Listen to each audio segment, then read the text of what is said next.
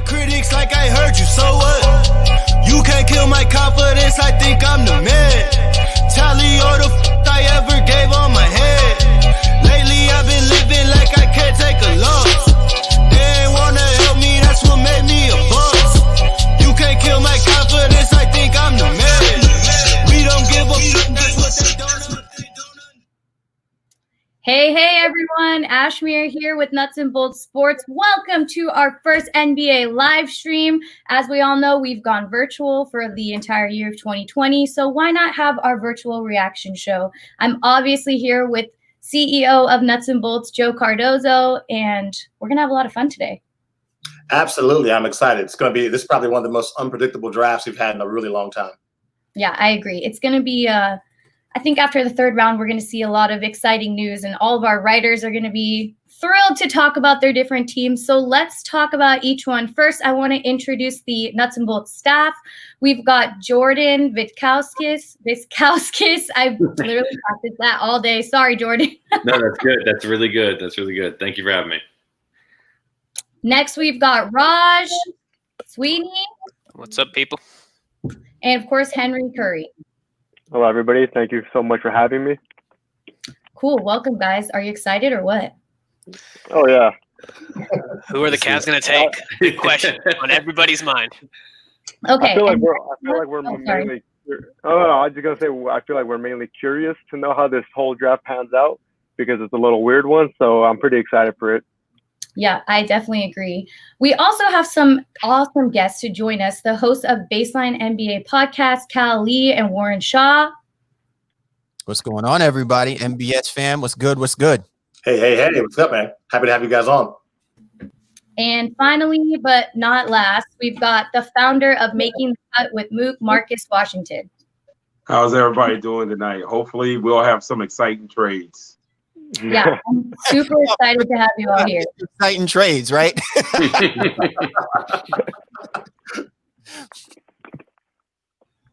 Well, anyways, go ahead, Joe.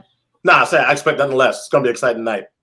Yeah, I mean, we've all been waiting for this all week. I think we've been preparing since we found out that the NBA schedule was going to start up so quickly. I know Jordan is still absorbing that Lakers win that he had. So how are you feeling with that quick turnaround time? Yeah, it's definitely one of the more unique schedules I think we probably had in league history. So teams like the Lakers and the Heat and those guys don't have a lot of time to rest and recover. It's right back to work. And, it's definitely, with all these virtual things going on, I'm sure all the rest of the teams are kind of cramming. It's almost like a last second, cramming for a test where you're trying to get all the inside information on these, draft picks here tonight. They didn't have a March Madness. Haven't had, a lot of in-person workouts or anything like that. So it's definitely unique. And, I'm excited. It's less time off, right? We have basketball starting in a month and 2 days, or a month and 4 days approximately, on the 22nd, if all goes well. So it's going to be a quick turnaround, and we're going to have live games back before we know it. Good evening. Yeah, no, I definitely get it. I want to know where our fans are watching it from. I mean, we're all at home, even though this is super excited to spend it with you guys. And I want to know, where you guys are at, if you're having a behind the scenes watch party, or what's everybody's locations looking like. Absolutely. Hey, I just wanted to get a real quick conversation and get comments from Warren. I know you're a Boston Celtics fan as well as Henry. What are your take for Boston? What are you expecting from the Celtics? They have a lot of draft picks, a lot of capital. What are you looking for Boston? Yeah, I'm looking for them to address some backcourt needs. They need a backup point guard. They absolutely need some bench scoring, and they need some big and some size. But what you're seeing or what you're hearing is that they're trying to move all of these picks everywhere that they can move up. A big rumor today was that they're interested in getting to number 2 to get Wiseman. Not going to be possible, I think, with the assets that they have. And then also a big injury to Klay Thompson right now may have just switched what the Warriors may want to do, or what they may have been willing to do as a result of that now too. So I think Boston is in a very unique situation. They have a lot of picks. So if they end up keeping everything, you're going to see them probably get 2 of those guys be draft and stash type players, because there are some Europeans available. Cool. And what about let's all take a look real quick at Marcus's big board. I know that you are a resident college basketball expert, and you have your big board of players you think are the top prospects available for this year's draft. So we definitely want to take a look at that and just kind of have you walk us through that a little bit. Well, I was doing it not based on team needs, but what sort of NBA career that I thought that they would have. And I think certainly out of this draft, James Wiseman is probably the one that has the most upside, especially if he ends up at Golden State. Here's a guy who can rim run on offense, a lot of pick and rolls. On defense, he certainly is a rebounder and certainly is a rim protector. And that's one thing you're going to find out about this draft. There are really, really 4 categories a lot of these guys fall into: is rim protector, 3-and-D, they're elite passers, and floor spacers. There are a ton of really, really good passers, both off the dribble, coming out of screen and roll in this draft. So there might not be a generational player, and that's fine. Every NBA draft is not going to have a generational talent, but you do have a lot of guys in this draft that are going to be solid NBA players, whether it's on the team that they're being drafted by tonight or not, and they're going to be in the league for 10, 12 years.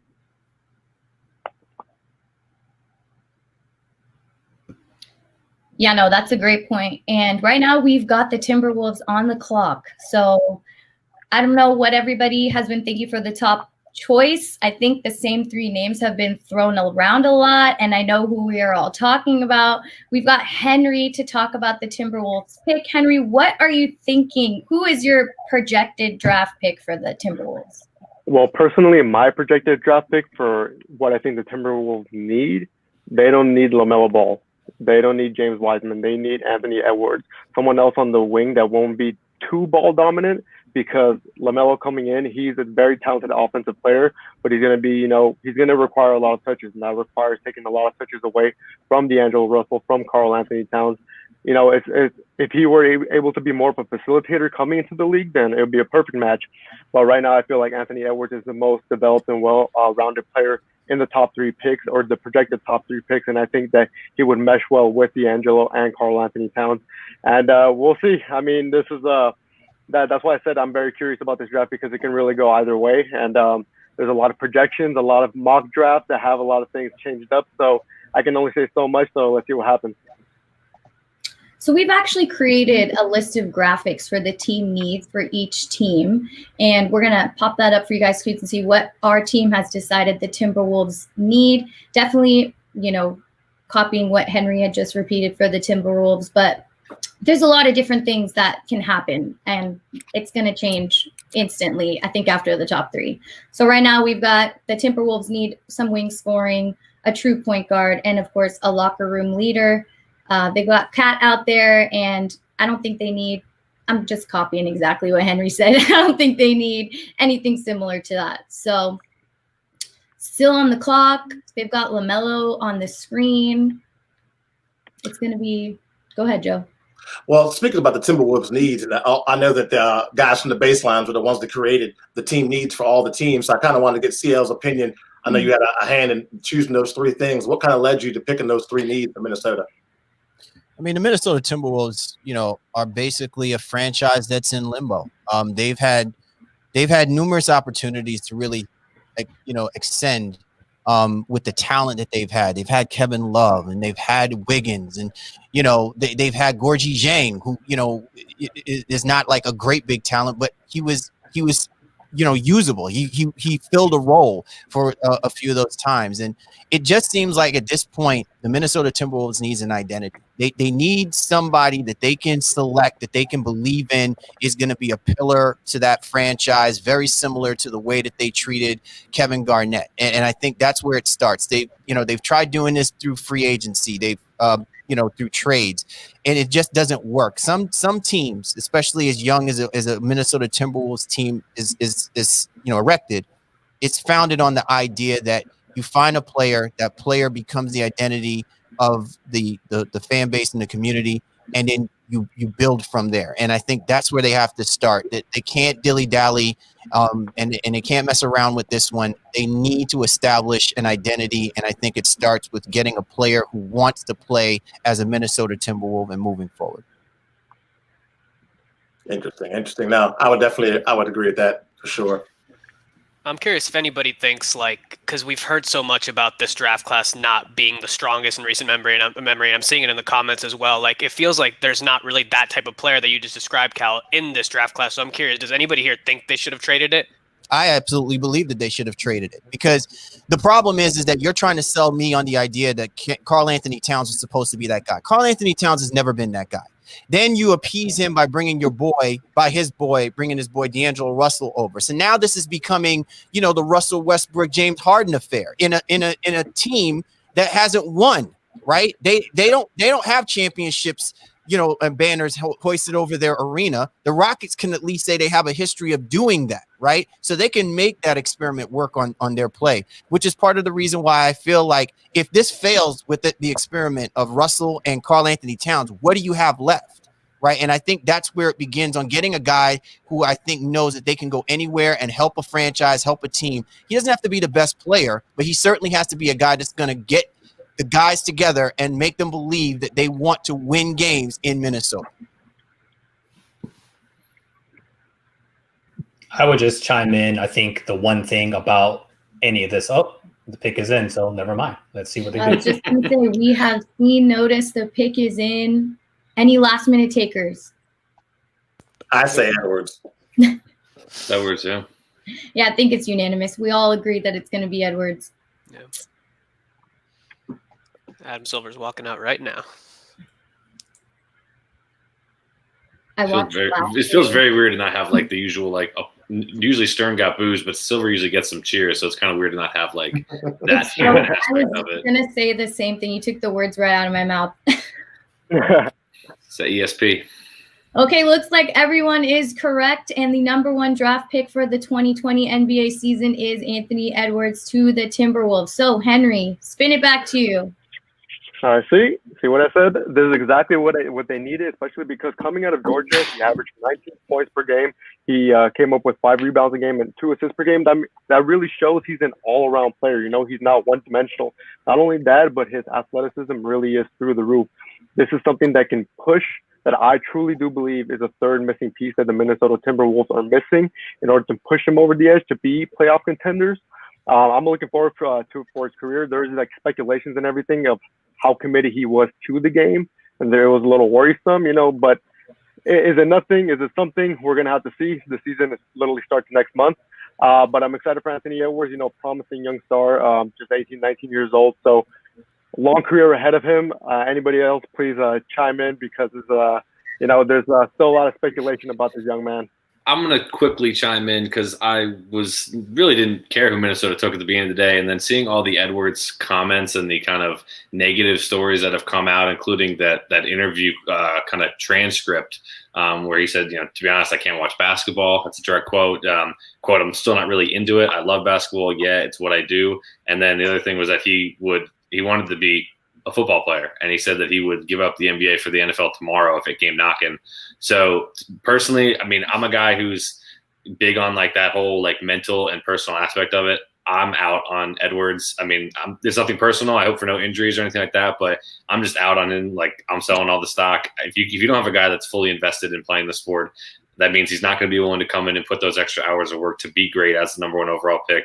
And they don't have great leadership either. If he went to Golden State, it'd be different, because he'd have Curry and Edward, Curry and Clay and Draymond and those guys as kind of veteran leaders. But he's going to Minnesota, where they have young head coach. They have D'Angelo Russell and Karl Anthony Towns, who are not exactly what you'd call veteran or leaders in any regard. So I think this is probably not going to work out for Minnesota. Again, it's something personal, but seeing those comments today, it really, really threw me off.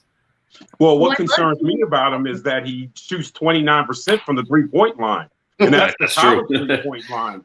And that just bothers me, especially on a team like Minnesota, where I'm not sure is he going to have the lanes to actually get to the basket. D'Angelo Russell is so ball dominant. There's going to probably be a lot of times that the rookie might get the ball at the end of the shot clock. And we'll see that quite a bit.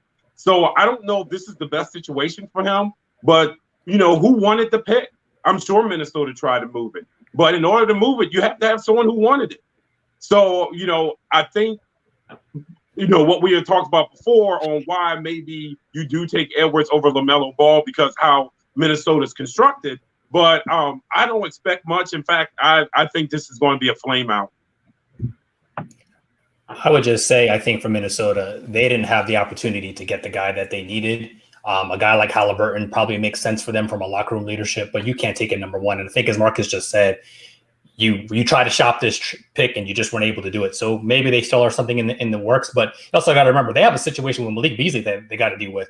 So they technically still need another two, because Beasley, guy could be going to jail, for God's sake. So the pick isn't terrible in that aspect, but again, I agree in terms of talent, it doesn't do a whole lot for them right now. And he may spend a lot of time just kind of watching and looking at D'Angelo and Cat kind of doing their own thing.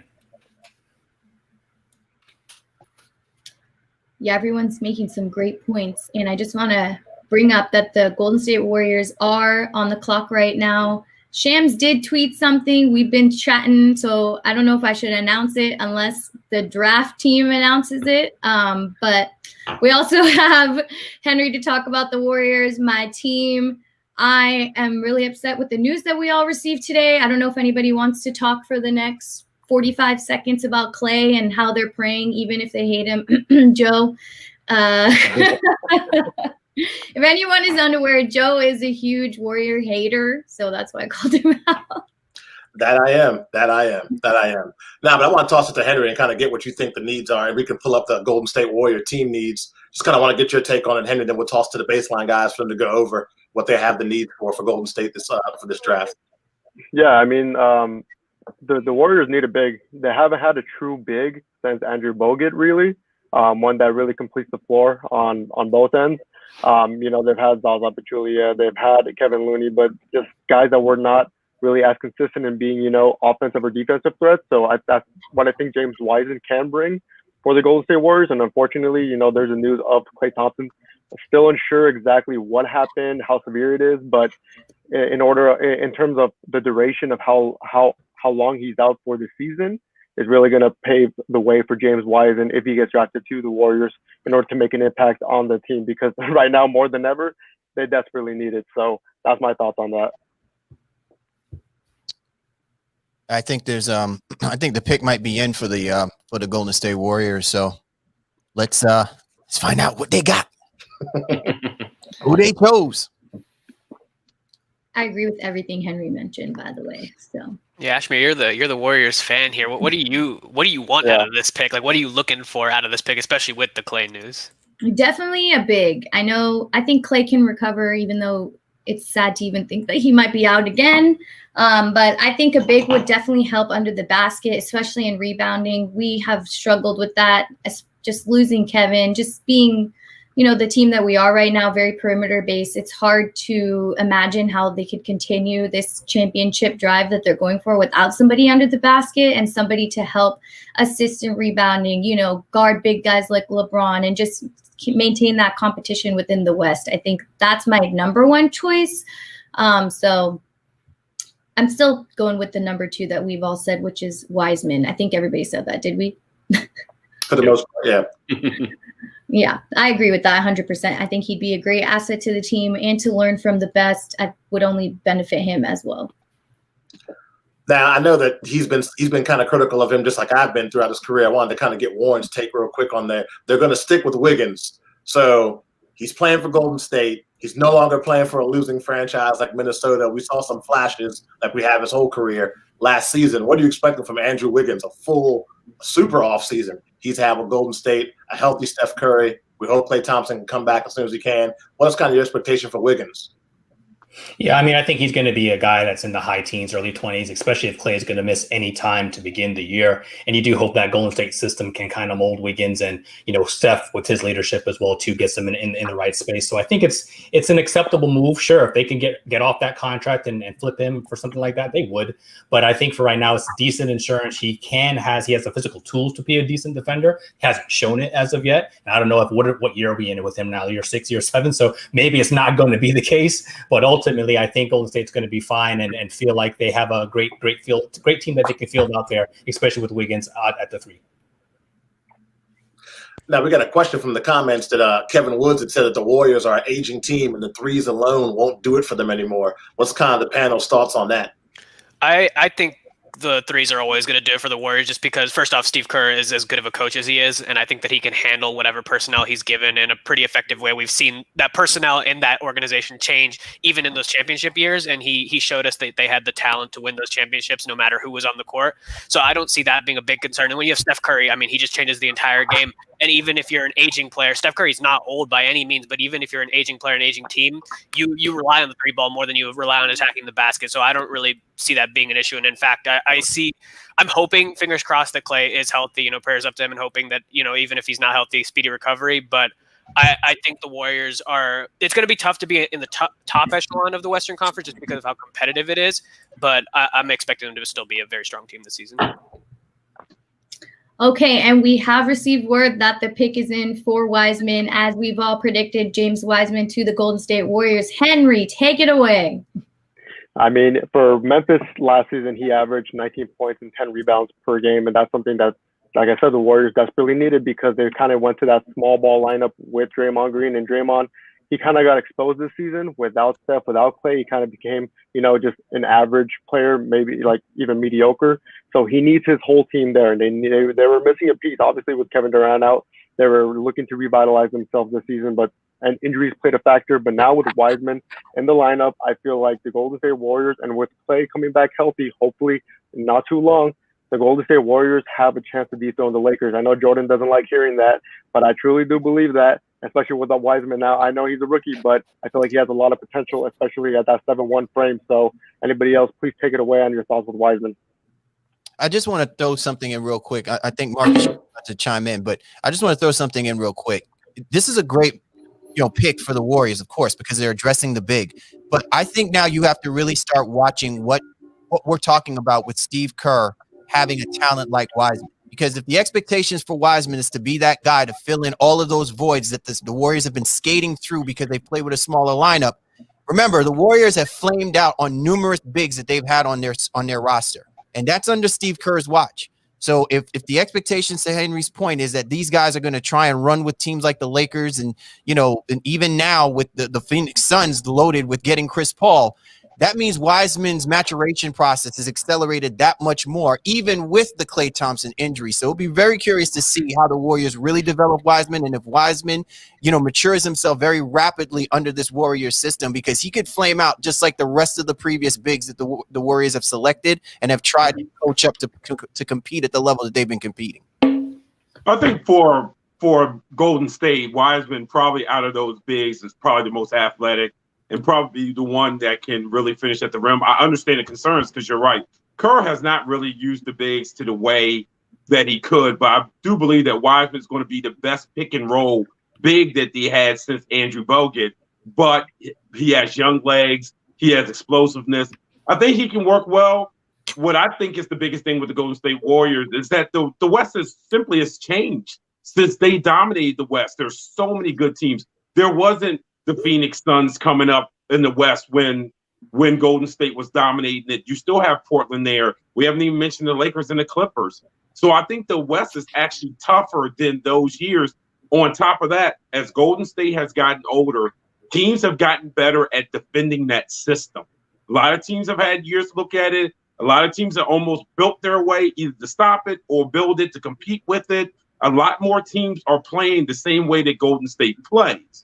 So I think that also impacts what the success of that team will be. And they had a great run. And by the way, I will challenge Joe at being the biggest Golden State hater on this whole panel. They had a great run. I'm just not sure that they can get back up there, but I do believe that Wiseman is the best pick for them. We have just seen the pick is in for the Charlotte Hornets, and I want to know, because our Hornets cover is Warren, who do you predict they'll pick up right now?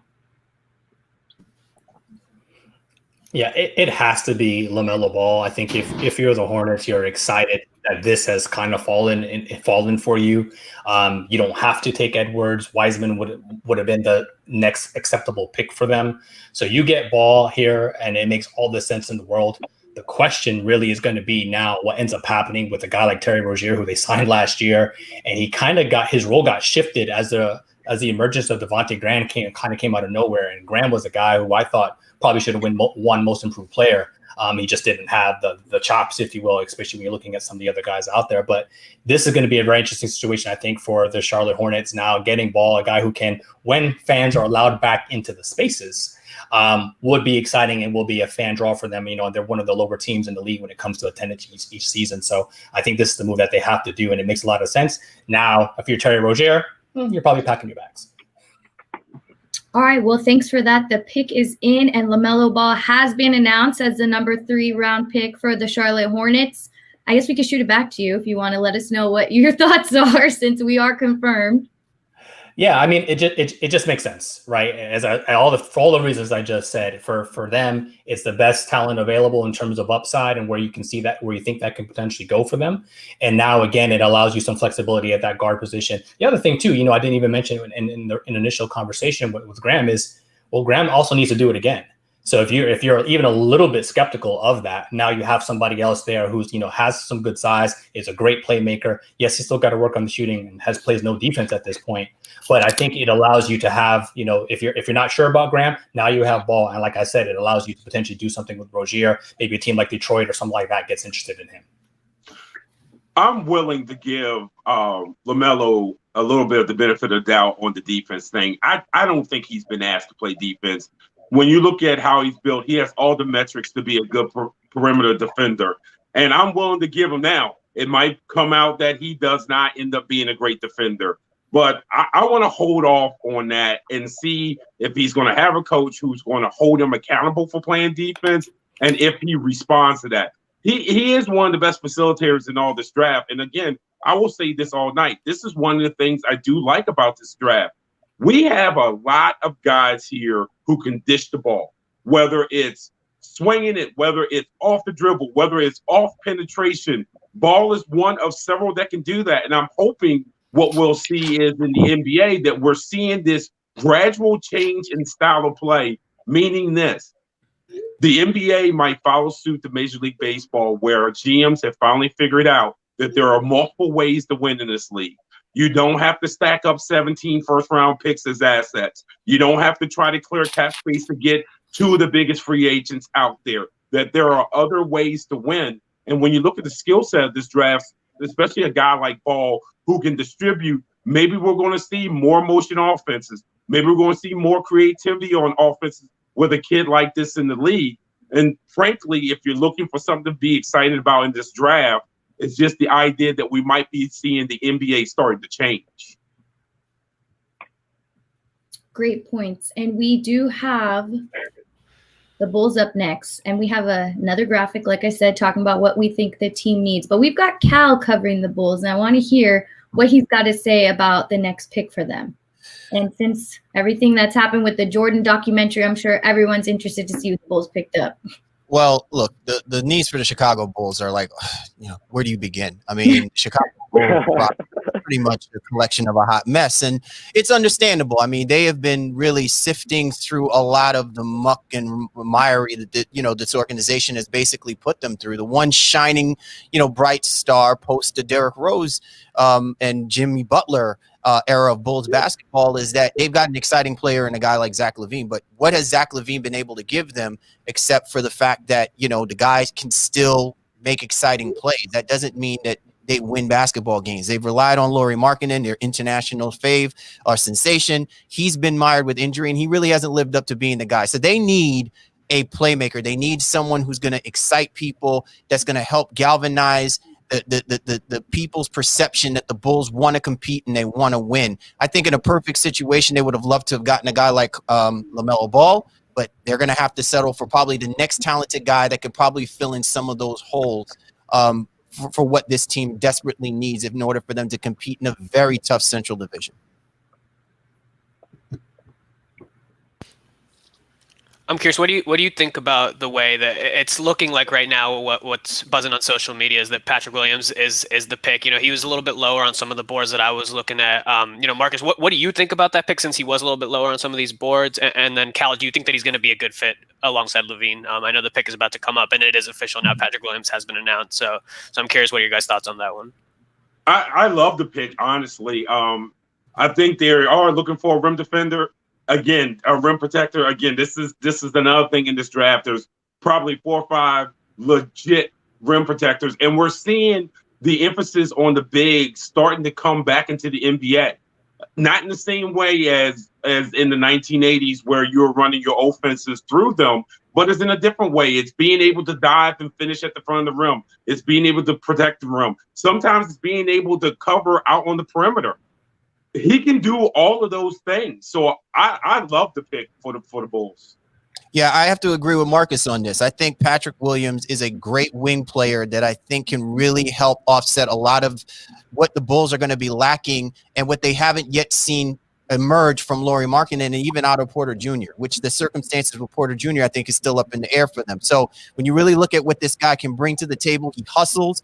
He's a decent perimeter shooter. The guy shoots over 80% at the free throw line, which is a good thing because the Bulls are not going to shoot the lights out of the basketball, right? They're not going to shoot the lights out in the arena. They have to get to the free throw line. They've got to get those threes the hard way, right? And so a guy like Patrick Williams, I think, can suit them well. They need to establish a gritty front court presence, and I think his versatility and hustle is going to help him at least take that step towards doing it, at least until we feel like Lauri Markkanen really wants to be the guy in Chicago. I don't think Bulls fans are going to continue to wait that long if a guy like Patrick Williams excites them and gets them amped up to see the Bulls' physicality of old on the basketball court.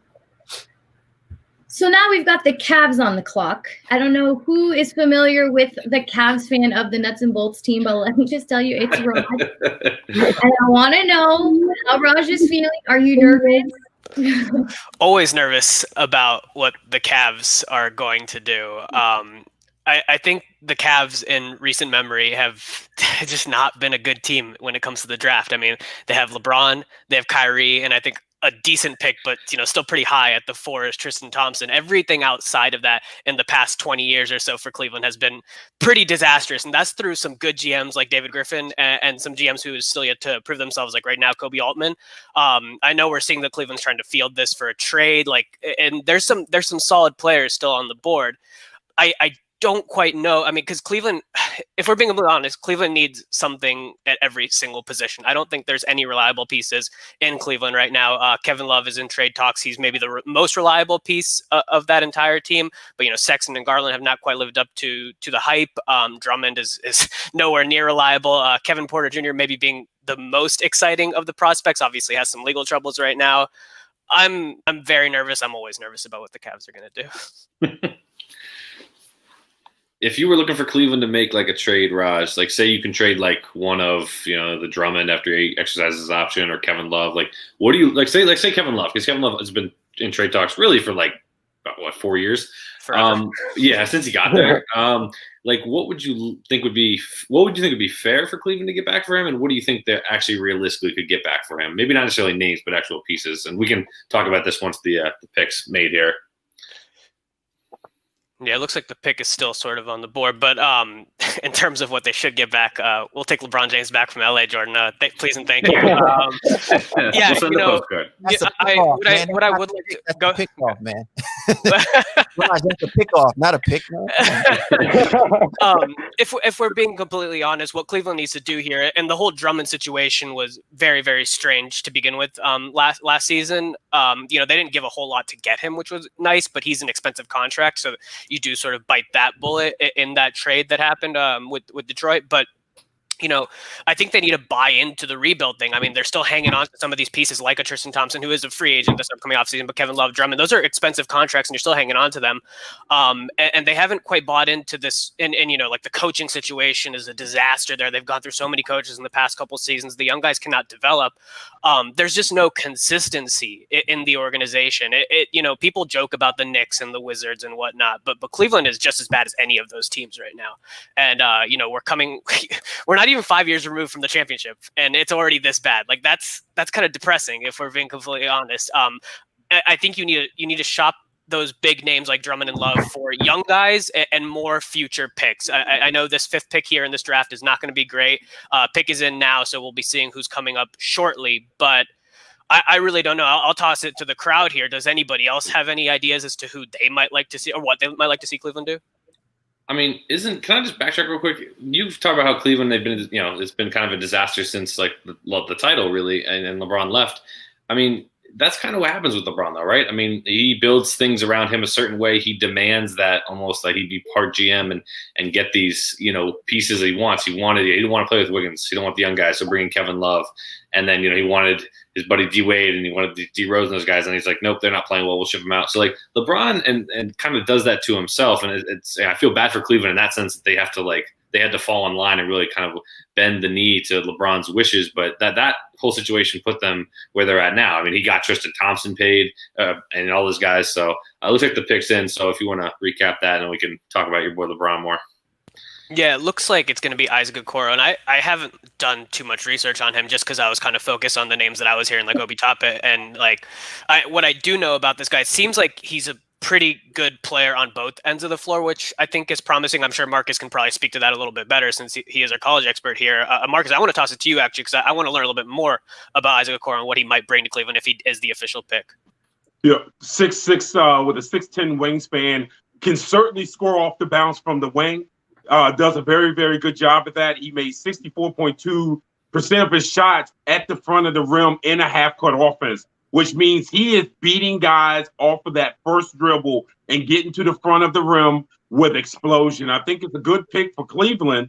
Any pick would have been a good pick for Cleveland because they do need so much. But definitely the one thing that he needs to work on, or you would like to see him work on, is he's not a consistent jump shooter. So right now, what he needs to do is be able to get the ball in space where he can use his athleticism to get the front of the rim. Don't expect him to receive the ball and square up and necessarily beat his guy off of the dribble. I think a lot of it's going to be that he gets the ball in action so he can definitely take advantage of his athleticism and get the ball to the front of the rim. And as far as their situation and with LeBron, if I'm LeBron James, I'm building the team around him. Cleveland is not going to win a championship without that guy, and I don't care if you had to sacrifice the future to get a title. It's the front office job to fix it. And in both of the situations where LeBron left, Cleveland had plenty of opportunities to fix it. They did a poor job of drafting. I mean, you put Kyrie Irving and Deion Waiters in the same locker room, you deserve what you get. What I do like about Okoro is that he is an Auburn guy, and Auburn has produced some pretty reliable prospects in the past. I know we've had some offline conversations about, there are certain schools that are top tier talent schools, but when it comes to producing and translating to the NBA, we haven't seen a lot of these guys, let's pick on Duke, for example. We haven't seen a lot of Duke stars come into the NBA and make a serious impact outside of like Kyrie, Jason Tatum. A lot of these other guys have kind of been bust, if we're being completely honest. Auburn has a tradition. I know they haven't had a lot of recent upper tier draft picks, but they've in the past they've had some good and prospects come into the league and find a lot of success. So that I'm excited about. Yeah. Well, we're going to take a little break just because we obviously have a lot to say about every individual that's going to be drafted today. So here's our little, oh, never mind. We're not going to take a break. Okay. So what's good, everybody? This is Warren Shaw from the Baseline NBA podcast. And here are a few things I'll be watching closely for in the 2021 NBA season. First, will Kevin Durant and Kyrie Irving be the leaders Brooklyn needs? With two elite level stars, the Nets are poised for a championship run, providing the combination of Durant and Irving can stay healthy. My concerns about this team are rooted in the intangibles of Durant and Irving, galvanizing this group and embracing a rookie head coach in Steve Nash. Brooklyn has a number of tradable assets to bring in someone who the duo approves of, but they could also stand pat to keep their roster depth intact and to protect against any injury to one of their two stars. Next, I'll be keeping an eye on who the Bucks surround Giannis with. After winning his second MVP award, Giannis is not short on individual accolades, but he doesn't have a clear path to get the Bucks to the promised land with the roster as currently constructed. Milwaukee would like to lock him up with a Supermax extension, but they'll likely need at least a trip to the NBA Finals to give Giannis the confidence that this team is serious about winning a title. Without the addition of more playmaking and Coach Bud understanding the need for playoff adjustments, the Bucks could be saying goodbye to a generational talent after next season. Third on my list are the Clippers and how they'll bounce back. Kawhi Leonard and Paul George didn't get it done last season. It's just that simple. They load managed their way out of the playoffs and blew a 3-1 lead to the Denver Nuggets. Chemistry concerns plagued the team all season, but the hope that their talent would form like Voltron in the end never materialized. The question now is, what will they do about it? It's time for Leonard and George to get mad and become locker room leaders as opposed to just talent that leads on the floor. If it all goes awry again, look for one or both of these guys to opt out of the contracts at the conclusion of next season. Finally, I'll be watching the NBA's response to COVID-19. Probably the most important thing about the 2021 NBA season will be how the league handles the pandemic. After no positive cases in the bubble, the league is tempting fate as it tries to get back to normal schedule and generate much-needed revenue. The association has modeled the way for other professional leagues during the pandemic, but cash still rules everything around them. Let's see how it goes. I'm Warren Shaw from the Baseline NBA podcast. Please follow me on Twitter at ShawSportsNBA. Thank you for tuning in. I just want to say that was a beautifully composed commercial. I loved it. Great work, everybody. And we have the Hawks right now on the clock, and we want to hear a little bit from Marcus. Well, first of all, for the Hawks, I mean, they got to be ecstatic that Obi Toppin has slipped down to them. If I'm making this pick, if I want someone that's going to contribute right now, it would be him. Explosive finisher at the basket. He's very, very good in pick and rolls. And on top of this, on catch and shoots at Dayton, shot 58%. And there are 3 Atlantic 10 schools that I cover full time. Got to see him play up close quite a bit. The Hawks definitely could use him. Other people that they could use, Tyrese Halliburton. That could not go wrong with that. I think he's the best combo guard in this draft. Any other draft, I think he would be getting a lot more attention. He's potentially outside of Wiseman going to be the best player in this draft. Either one of those 2 picks, they can't go wrong with. The Atlanta still needs to fix that offense and get the ball out of Trae Young's hands and start to use some of the pieces around him. And Trae Young is young, not to repeat that, but he's young and he has to learn how to make the players around him better. And he's not the only one, because if I have a criticism of Giannis right now, is Giannis makes Giannis better in Milwaukee. Giannis has pieces around him in Milwaukee. Giannis does not make adjustments when people wall him off to make the players around him better. With Trae Young, I would like for Atlanta to get into a situation where they have someone who teaches him that he needs to make the guys around him better, or you can shuttle guys in and out all you want and blame everyone else, but it's not always going to be everyone else. So I like Toppin with this pick, and if not, I'd go with Halliburton. Okay, and it looks like the pick is in. I want to hear, does anybody else have something they'd like to mention as to what they think the Hawks need? Like the Cavs, the Hawks need a lot of everything except for point guard, I guess. Definitely veteran leadership, just to help them kind of grow as they try to make a playoff push here. You have a lot of young talent pieces, and Trae Young is a budding star, but you definitely need those veteran guys to teach them how to be professionals on and off the court and how to keep up those good work habits. The Hawks have redrafted Vince Carter out of retirement. Yeah, I think I'd like to see the Hawks figure out exactly what we have here on the board here, getting a secondary playmaker, as Marcus alluded to. So Halliburton would make a lot of sense for them as well, too. Or somebody to back up Capella, who's had some injury histories and didn't play a lick for them at all after that trade.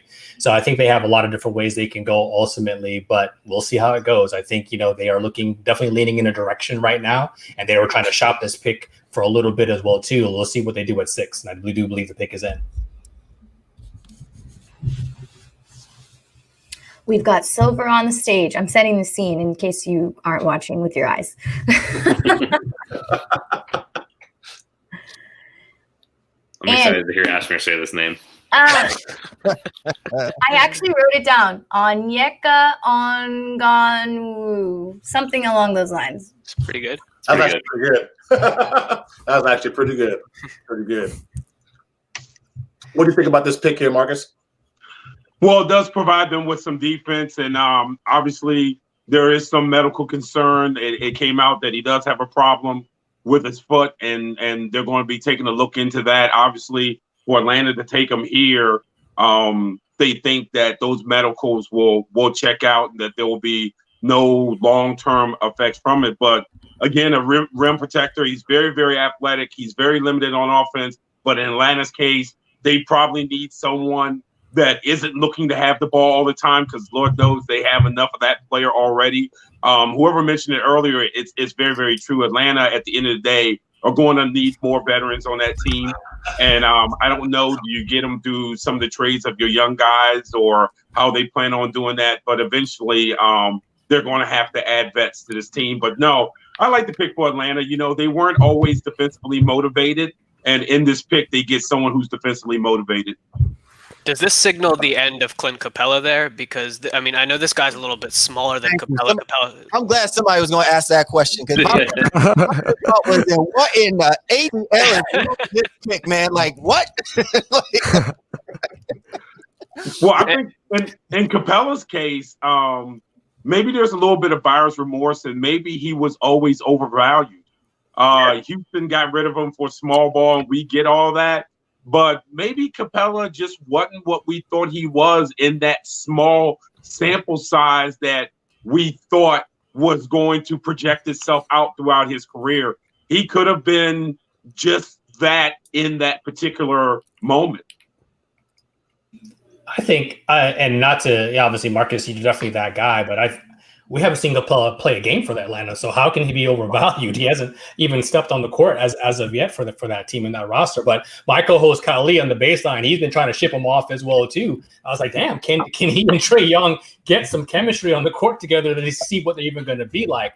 I think this is interesting move for John Collins, right? I mean, now he comes in as there too, and they have a lot of interesting free agent moves that they're trying to make. They're looking at Gallinari, they're looking at Rondo as well too, to provide that veteran leadership. So this Okongwu move is very interesting because it could signal maybe the end for Collins, maybe not necessarily Capella.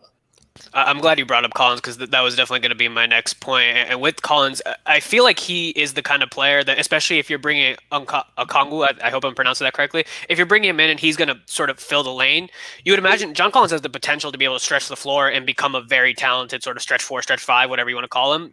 But he hasn't quite shown us that. I'm curious if anybody sees him maybe diving into that this offseason. Maybe that's what Atlanta is thinking. Like, they've seen him sort of grow that outside shot a little bit, and they're thinking maybe we can put a little bit more in the lane because John Collins, a reliable young big, is now changing his game.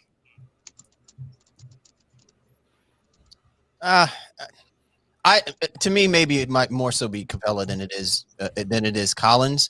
But the only thing that I'm going to say is this, because obviously we got to get to the Detroit Pistons as well. But if you're thinking that there's an issue with your front court and you draft a guy like this, then what does that do to the trade value of whoever it is that you're choosing to move? Because then you've already established the question mark about that player's ability to do the things that you're getting this first round draft pick, literally like a lottery pick, to assume or come in and take minutes and play from those guys that might wind up being on the trading block. So to me, I'm more so pose that question to the GMs. Like, if your intent was that you're thinking about making a play for this and using a first round to front, then maybe you should have moved this guy or got him in those conversations before this now happens, because I think now you really have to wait until the trade deadline to see what happens for you to be able to up the value of the player who's now being questioned. Yeah, it looks like the pick's in here for Detroit. Yeah, go ahead, ask me if you want to. I was like, Jordan, go ahead. That's your show. For the Pistons, we've got Killian Hayes. So let's hear from Cal, please.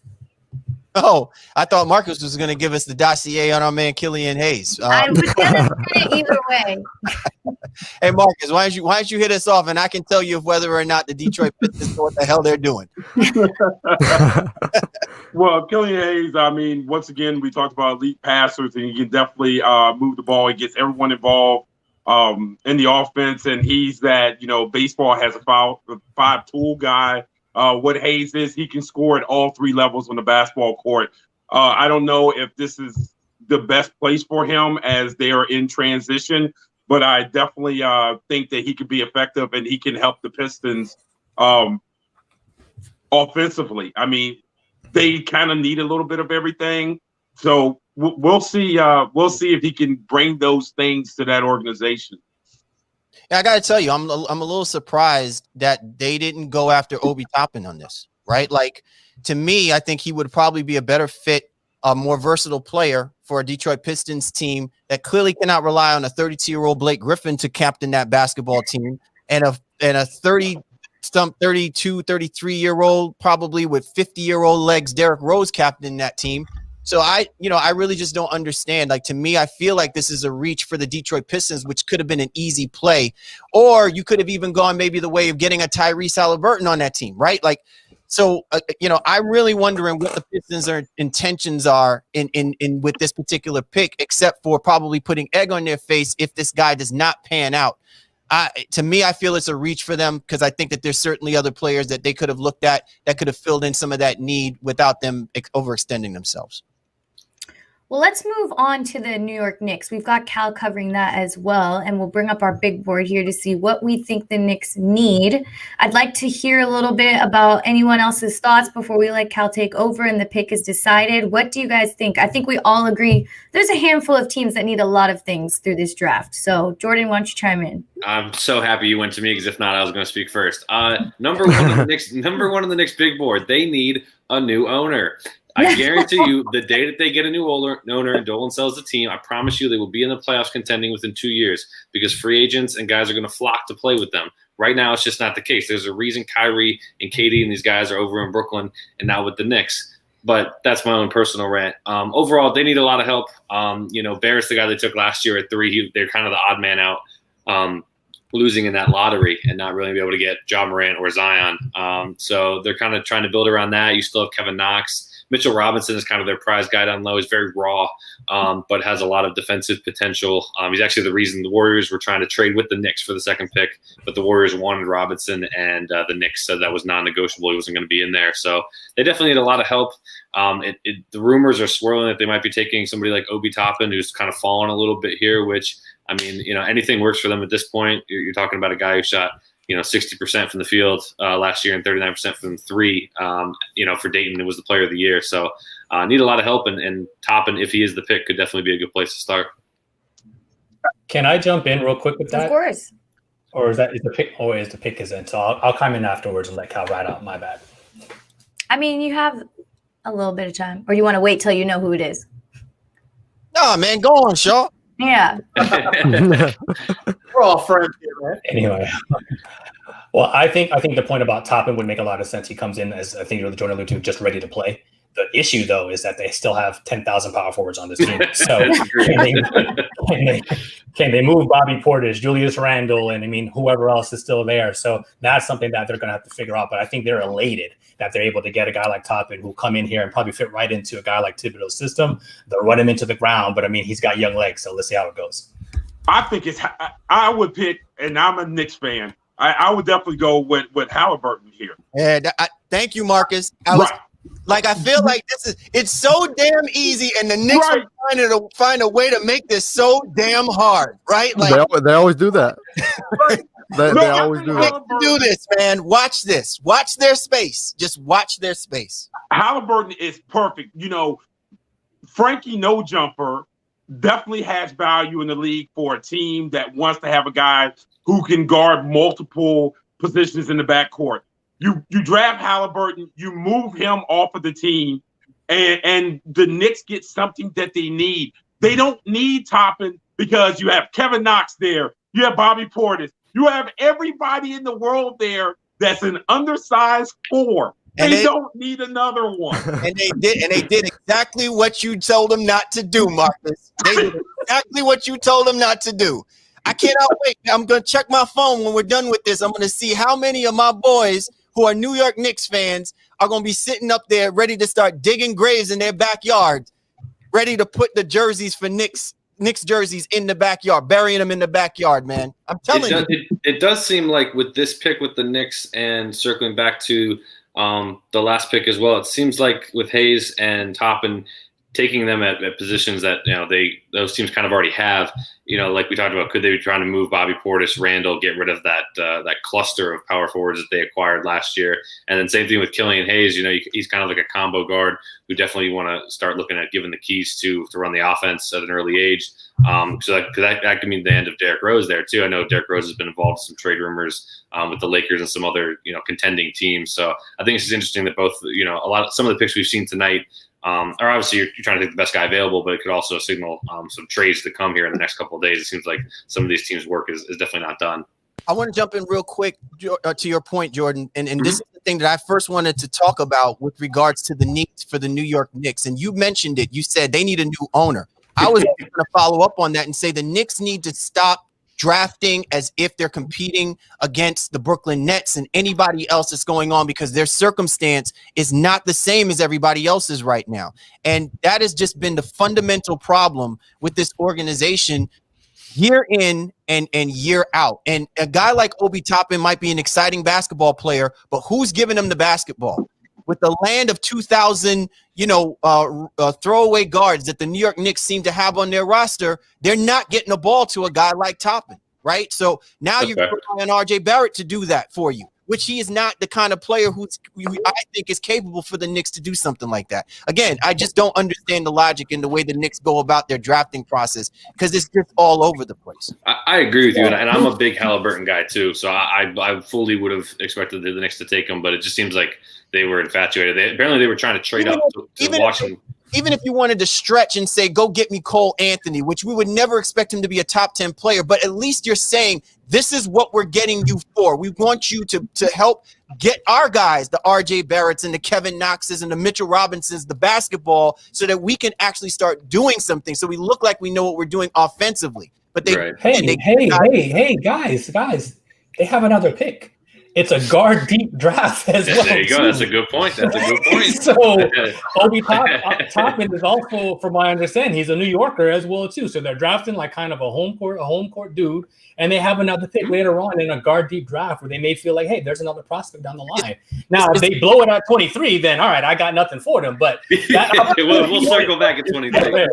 What jersey behind Shaw's backdrop? I'm just saying, is Charlie Ward back there talking to you? Is he? But they also have a bunch of trash guards too. You talk about Nidal Aquina, they got Dennis Smith Jr. and they got Alfred Payton. I think he might be a free agent as well too. He's still there. Yeah. So I mean, they definitely need to address that. But I feel like they must feel like there's something available for them later on, or again, they may single something else. Keep in mind, the Knicks drafted a pick and roll big, and they don't have one pick and roll guard on their roster. They drafted a pick and roll, and that's what Toppin does. He's very good at that. He's a very good catch and shoot, so he can pick and pop. And you had absolutely no guards that plays that style. It's just so typical New York. Yeah, we'll see if they make a move. We're gonna swing on over to the Washington Wizards, number 9 pick. And we're going to show our big board again, just to give everyone an idea of what we think they need. Another team that we think needs a lot of help. They need to get off John Wall's contract. Could be coming. Not that they're going to be getting an easy contract back. Yeah, right. But obviously, the Wizards have been in trade talks or trade rumors, I guess, recently with Westbrook and John Wall possibly being up in the air. That just seemed. I feel like the hot word of this entire thing is disaster. Like I just keep saying disaster, and that this feels like a disaster. But the Wizards are an interesting team because they certainly do have talent. I mean, Wall is obviously talented. Beal, hopefully they put all their backing behind Beal and let him be the sort of star of that team, despite what happens with Wall or Westbrook or whatever happens this season. Seems like they're going with Denny of DJ. Am I pronouncing that correctly? Anybody else know how you pronounce that name? The guy coming over from Maccabi Tel Aviv. I think it's funny that this pick is coming in possibly for Washington because Jordan was kind of teasing me saying the Cavs are going to go and pick this guy. Yeah, he's going to be out of there in 5 years. But I think it's an interesting prospect because, these international guys in recent years, you look at somebody, obviously, most recently at Luka Doncic, some of these guys that are coming from overseas have shown more potential in recent years than they were even, 10, 15 years ago. Somebody like Bargnani, who was not like a bad player by any means, but was not quite at the hype level. So, him falling to 9, I know he was sort of in the top 5 for a lot of people, either 4 or 5 going to Chicago or Cleveland. So for him to drop to 9 here for Washington, I'm sure that's pretty exciting for them. It is interesting that they're going to put him alongside Rui Hachimura. I mean, they're going to kind of put their backing behind some of these international sort of 6'9", 6'10" forwards. I don't know what position they're going to play him at. I don't know if he's going to come off the bench. I'm interested to see. Marcus, I don't know if you have any additional thoughts on him, though. I think it's a terrible pick for the Wizards. Thank you. I mean, not to come off like that, but the Wizards, want to re-sign Bertans. They really want to go and spread out the floor, right? Here they draft a guy who cannot shoot on that level. They draft a guy who plays the same position as the guy that you drafted last year. I mean, they would have been better off with Devin Vassell from Florida State, because at least there's a potential of him being a 3-and-D guy, which is something the Wizards actually could use. Instead, they drafted a guy who they have no place to play, who cannot fit into the style that it looked like they were going into. They have a coach that could be a lame duck. So I don't know what the next coach that's coming in is going to want to do with this roster if they move on from Scott Brooks. I just don't understand why Washington would make this pick. I think I just put it out there in the comments. I think, and it's a hot take. That's what I do. So I think it's like a Jan Vesely 2.0 type thing. It's a guy. I mean, it's rough. It's rough, but it could be true. And Marcus is completely correct too. Not a good shooter, not a good super good athlete either. Washington's going to be looking to get up and down the floor. They squirt. I mean, that's all they are. They're all offense and no defense. So there's a lot more concerns, and I thought there's a lot better players for Washington at their pick slot.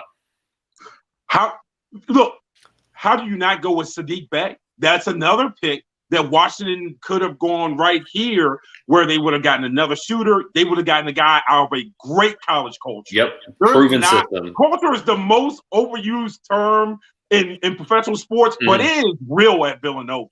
Correct. It is real. Absolutely. And that's a guy that could have helped them immediately. And they let him go for a guy that you said could be Jan Vesely. I may come to eat those words, but I also may just clip this part of the show for like 5 years from now. Thanks for counseling to get over the Jan Vesely era, Jordan. So thanks for bringing it back up. No problem. Joe, what do you think about that? You're the resident Wizards fan here. What do you think about this one? I mean, I wanted Obi Toppin, but I knew he wasn't going to last that long for them to get them. I agree with what you guys said. I mean, they're basically almost, I guess we can call the Washington Wizards New York Knicks South. I mean, we're also loading up on the same player over and over again, expecting a different result. I mean, I'm not even going to comment. That John Wall for Russell Westbrook trade made no sense to me at all. You're trading John Wall for a guy that's older and even more injury prone than John Wall is. I think that you told the fans for years, just wait till John Wall gets healthy. Just wait till John Wall gets healthy. Well, can we see that first? Can we see what him and Bradley Beal do together before we just ship them off? Because now that John Wall heard those comments from Tommy Shepard and everybody saying they're going to give him a chance, and now he's in trade rumors. So I'm sure that's a whole bunch of conversations going on today to try to smooth that over. But there's a bunch of different ways they could have gone with that draft pick, and they went the exact way they shouldn't have gone. I feel like we've already seen enough of John Wall and Bradley Beal, honestly.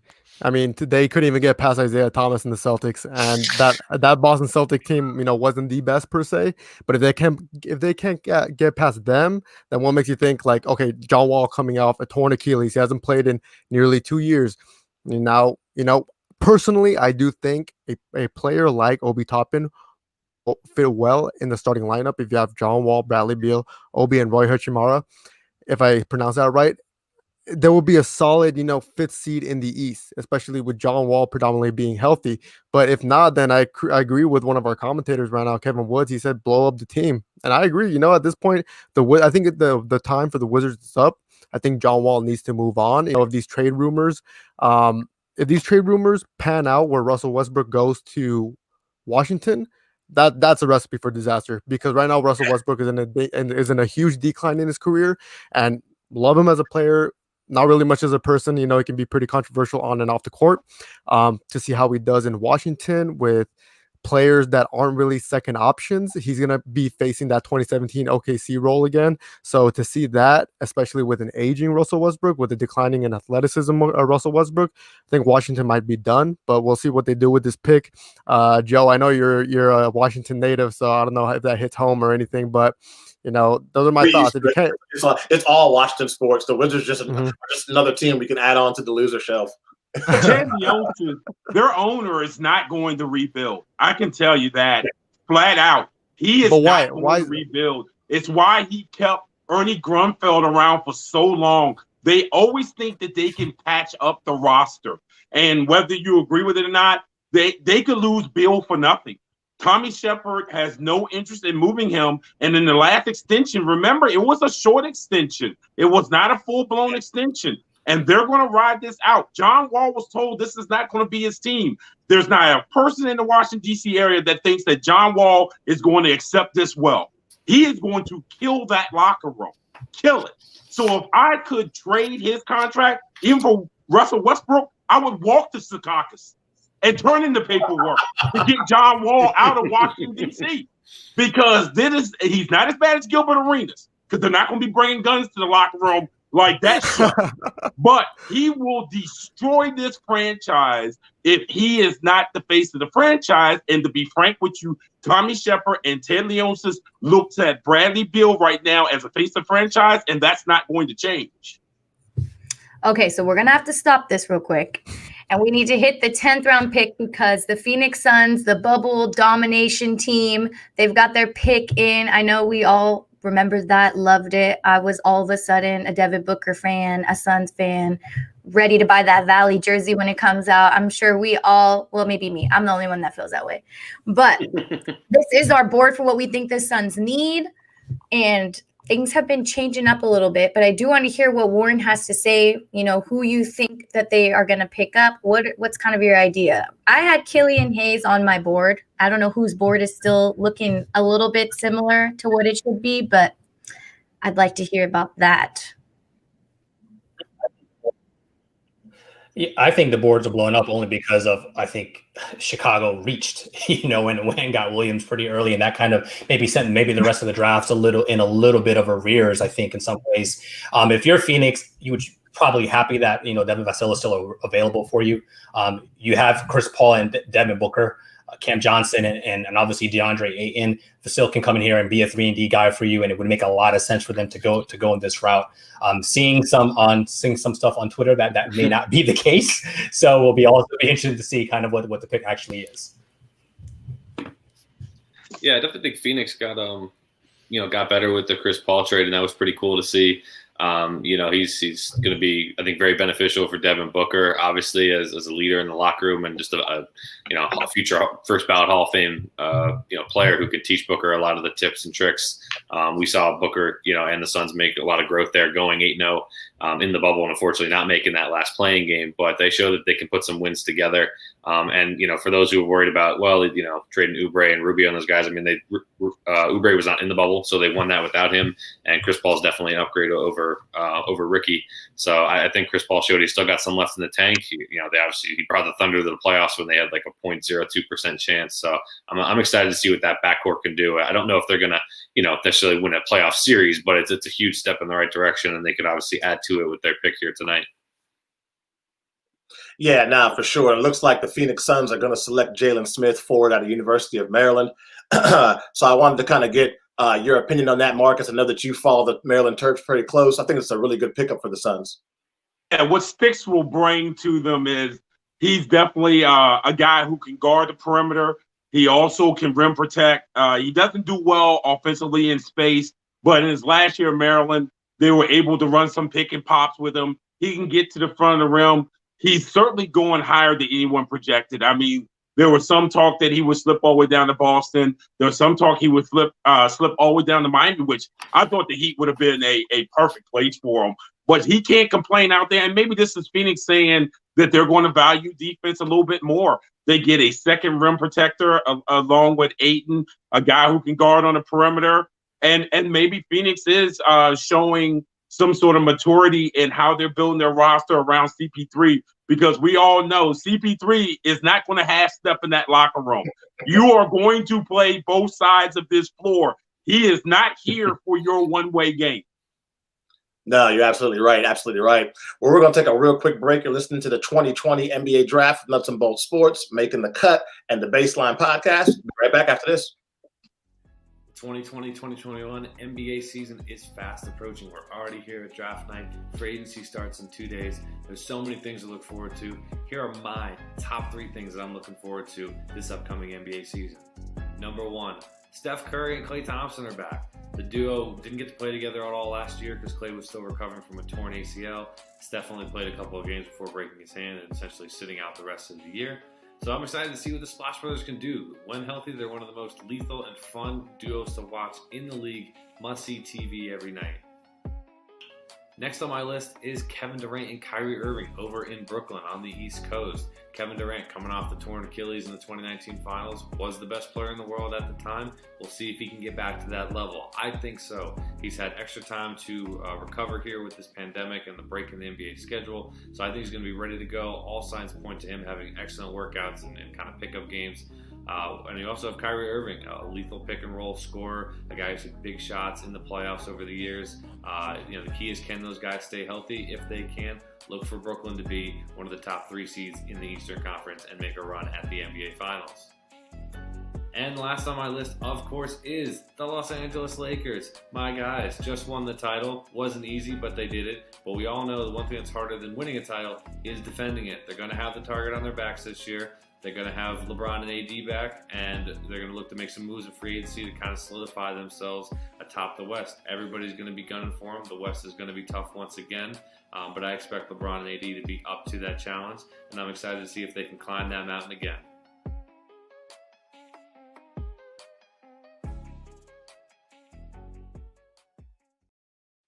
And welcome back to the 2020 NBA Draft live stream. Joe Cardoza here, and I'm joined by Jordan. So the San Antonio Spurs are on the clock, Jordan. And one thing you can definitely depend on is taxes, the weatherman being wrong, and the San Antonio Spurs making the playoffs. Didn't happen this last season that just passed, even with the bubble. What are you looking for? What are your expectations for San Antonio? First off, I feel really bad having that video play with me talking about Clay. With everything that's happening, I feel like I kind of cursed them in a sense. So I do apologize to all the Warriors fans out there. But we know what the Spurs are, right? They're an extremely intelligent organization. It's kind of like how we talk about the Knicks need a new owner. The Spurs kind of have the perfect owner and one that's very hands-off and lets the GM and Popovich kind of go to work each year. It's kind of crazy, with everything we've seen tonight. Guys like Halliburton are still there. Sadiq Bey from Villanova, who Marcus and I talked about earlier, just a real smart, Villanova player there are going to be available. So they need some help kind of in the wings and a little bit at center. They have some aging talented guys in LaMarcus Aldridge and DeMar DeRozan, who opted into his player option contract. And obviously they have some good guards in Derek White and Dejounte Murray. But they need a little more help down low because Aldridge is getting older. He's going to be 35 this year. And they still have Jacob Poeltl from that Kawhi Leonard trade, and he's not really a guy that can give you more than 15, 20 minutes a game. But I expect the Spurs to be smart as usual. Still no official word, although the rumors that they're looking at, looks like Devin Vassell with their pick. So he might be, a piece for them. Let me pull up his draft profile here. I got like 6 tabs open. It's been one of those crazy days. As you can see, the big board there. They definitely use some more spot at the power forward. They've been so good. The thing that makes the Spurs, kind of separates them from everybody else is their ability to just plug in anybody that they draft right into their system. They have such a no-nonsense system. We talked about Chris Paul having no-nonsense. You got to play both ways. That's what the Spurs kind of do as well. You got to play offense and defense in their system. It's a very free-flowing system as well, which allows for everybody to get a lot of open shots. Popovich has obviously just been a master at that over the years. So I'll throw it to anybody else here before the pick actually comes in. Who do you guys want to see them pick, and who do you guys think they might be taking? Yeah, I wanted to hear from CL and kind of get his take on the Spurs needs.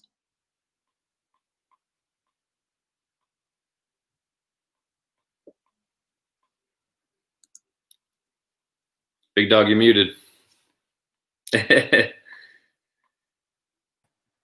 Okay, so let's try this again. Maybe if it's streaming, you can speed me up a little bit faster so I can catch up to what I was going to say about the Spurs. But basically, if you're the San Antonio Spurs, you have to look at this roster and say, is this roster constructed well enough to right a wrong for their franchise, which is this is the first time that they missed the playoffs since 97. I mean, think about that. That's almost 20 years. It's over 20 years, basically, that they had not been able to make the playoffs this past season. So whoever it is that you're getting certainly has to fill an immediate need for this basketball team to give themselves the best chance to compete to make the playoffs, because you're riding on the hopes that this is going to be with DeMar DeRozan and LaMarcus Aldridge, right? And so I'm a little skeptical because of the talent that is in this particular draft. If whoever it is that you're putting in there regardless of what we think of Murray or regardless of what we think of Walker, that you're putting in there that is going to facilitate them putting themselves right back in the mix to competing and being in the playoff picture for the 2021 season? Marcus? I think that they can go with Vessel, they can go with Bay. I mean, so many people will fit into their system because, like what was said earlier, it's such a free-flowing system. And they do have an established way of doing things, and they're proven winning organization. So I have no doubts that they won't be like the Knicks and the Wizards and screw their pickup. They'll have someone who can contribute immediately. There's no doubt about it. Well, Devin Vassell is the pick. The pick's since official. So what's your take on that, Jordan Scott? Is that what you were looking for? Yeah, I think it's a good pick. Florida State quietly, as someone I think pointed out in the comments earlier, becoming like a good school for cranking out some good NBA prospects over the last couple of years, as they've obviously made runs in the ACC and NCAA tournament. Vassell's a really athletic guy, 6'7", shot 41.5% from three last year. All the scouts kind of on him are going to project him as a very good to possibly an elite defender, and he's going to get to that level sooner rather than later, which I know is going to help the Spurs and that aging roster. He just seems like a hard worker from what everyone's saying. I know it's very cliche to say, but he's got that high motor that's not going to stop, and I know Pop's going to love to be able to throw him out there with another elite defender and DeJounte Murray. So it's going to be, I think it's a good pick for them. I think, they still have some moves to make here, obviously coming up in free agency, and, we'll see if Aldridge and DeRozan are on the roster when the season starts. I know they had been shopped a little bit with some rumors, but I definitely like the pick for sure. Now, we have the Sacramento Kings on the clock, and before they throw the pick in, I wanted to kind of get Warren's thoughts on Sacramento. I mean, it's a new changing of the guard, a new regime. Still got Luke Walton there, but you get rid of Vlade Divac and some other people in the front office. Thank goodness. All the time since Sacramento's been good. So I kind of wanted to get your opinion on what you're looking for from the Kings. Yeah, you just want to have some level of some talent to go alongside Fox, and I don't know what the hell just happened today with this whole Bogdanovich situation. So they were supposed to get some assets back in the side-end trade, and now he's looking to go. He's still a restricted free agent, so it doesn't look like he's going to be long for that process in Sacramento. I'm sorry, go ahead. Oh, sorry. And then also you have Buddy Hield there too. So maybe with Bogdanovich leaving, that allows Hield to kind of get his chops and get all the shots that he wants there. So you probably need a three. Harrison Barnes is, a solid NBA player, but not great. I mean, he's playing the 3 and the 4 position. You hope Bagley can stay healthy. So I think if you're Sacramento, you're looking for another kind of rotational piece here that can give you some help on the bench. And what are you looking for from Sacramento, Jordan? I mean, a lot of moving parts there, kind of like what Warren mentioned. I mean, Marvin Bagley, highly touted out of Duke, hasn't been able to stay healthy at all. Of course, you got De'Aaron Fox there, one of the fastest point guards in the NBA, a guy who I think is starting to take a turn of that Kevin Garnett where you're wasting your good years playing for a team that's kind of mediocre. So I know Fox is probably seeing all these other guys in the NBA make the playoffs, get in the headlines. He's probably itching to get into that playoff action himself. What are you looking for from Sacramento? Yeah, I mean, they kind of need some help there on the wings, as Marcus and Shaw kind of alluded to. Fox is obviously a budding star in this league. Buddy Hield has shown flashes of potential. He's obviously a very good shooter and always has been. Some questions about his work ethic, and especially on the defensive end. And some of their other pieces, they're kind of like, to make the analogy, like they're like that girl who looks really good from a distance. And then you get closer and you're like, okay, maybe not as good as I thought. Because then you see like Bagley, who's got like all this tantalizing potential, but then he keeps breaking down and has all these injuries. They even had Harry Giles, who's kind of in a similar situation. And then you see like, a guy like Harrison Barnes, who I think is one of the most overrated players we have in this league. On a big contract as well. So, they definitely need some help there. It looks like the rumors are swirling, and we'll probably announce it here shortly, that they're going to take Halliburton, Tyrese Halliburton from Iowa State. It's kind of shocking that he's fallen, this far in the draft. A lot of people had him going at least in the top 6 or 7. So if that is the case, I think that's a very good pick for them. He's not the most like athletic guy. He's not going to burn by you or anything on offense, but he's an extremely high IQ player, a talented playmaker, can rebound, run in transition. He's always going to hit the open man, and he can score on his own in the half court. So I think it seems to be the pick for them, and I think that's going to be a really good acquisition. At this point, if you're Sacramento, you're taking the best guy available. That's kind of the general thought when it comes to this part. When you're not sure who maybe you want, you just got to take the best guy, and hope then you can always work things out later. Yeah, Tyrese Halliburton is going to bring somebody that can stretch, that can hit the open shot to go along with Buddy Hield. I kind of wanted to get Marcus's take on what you think about he brings to the team.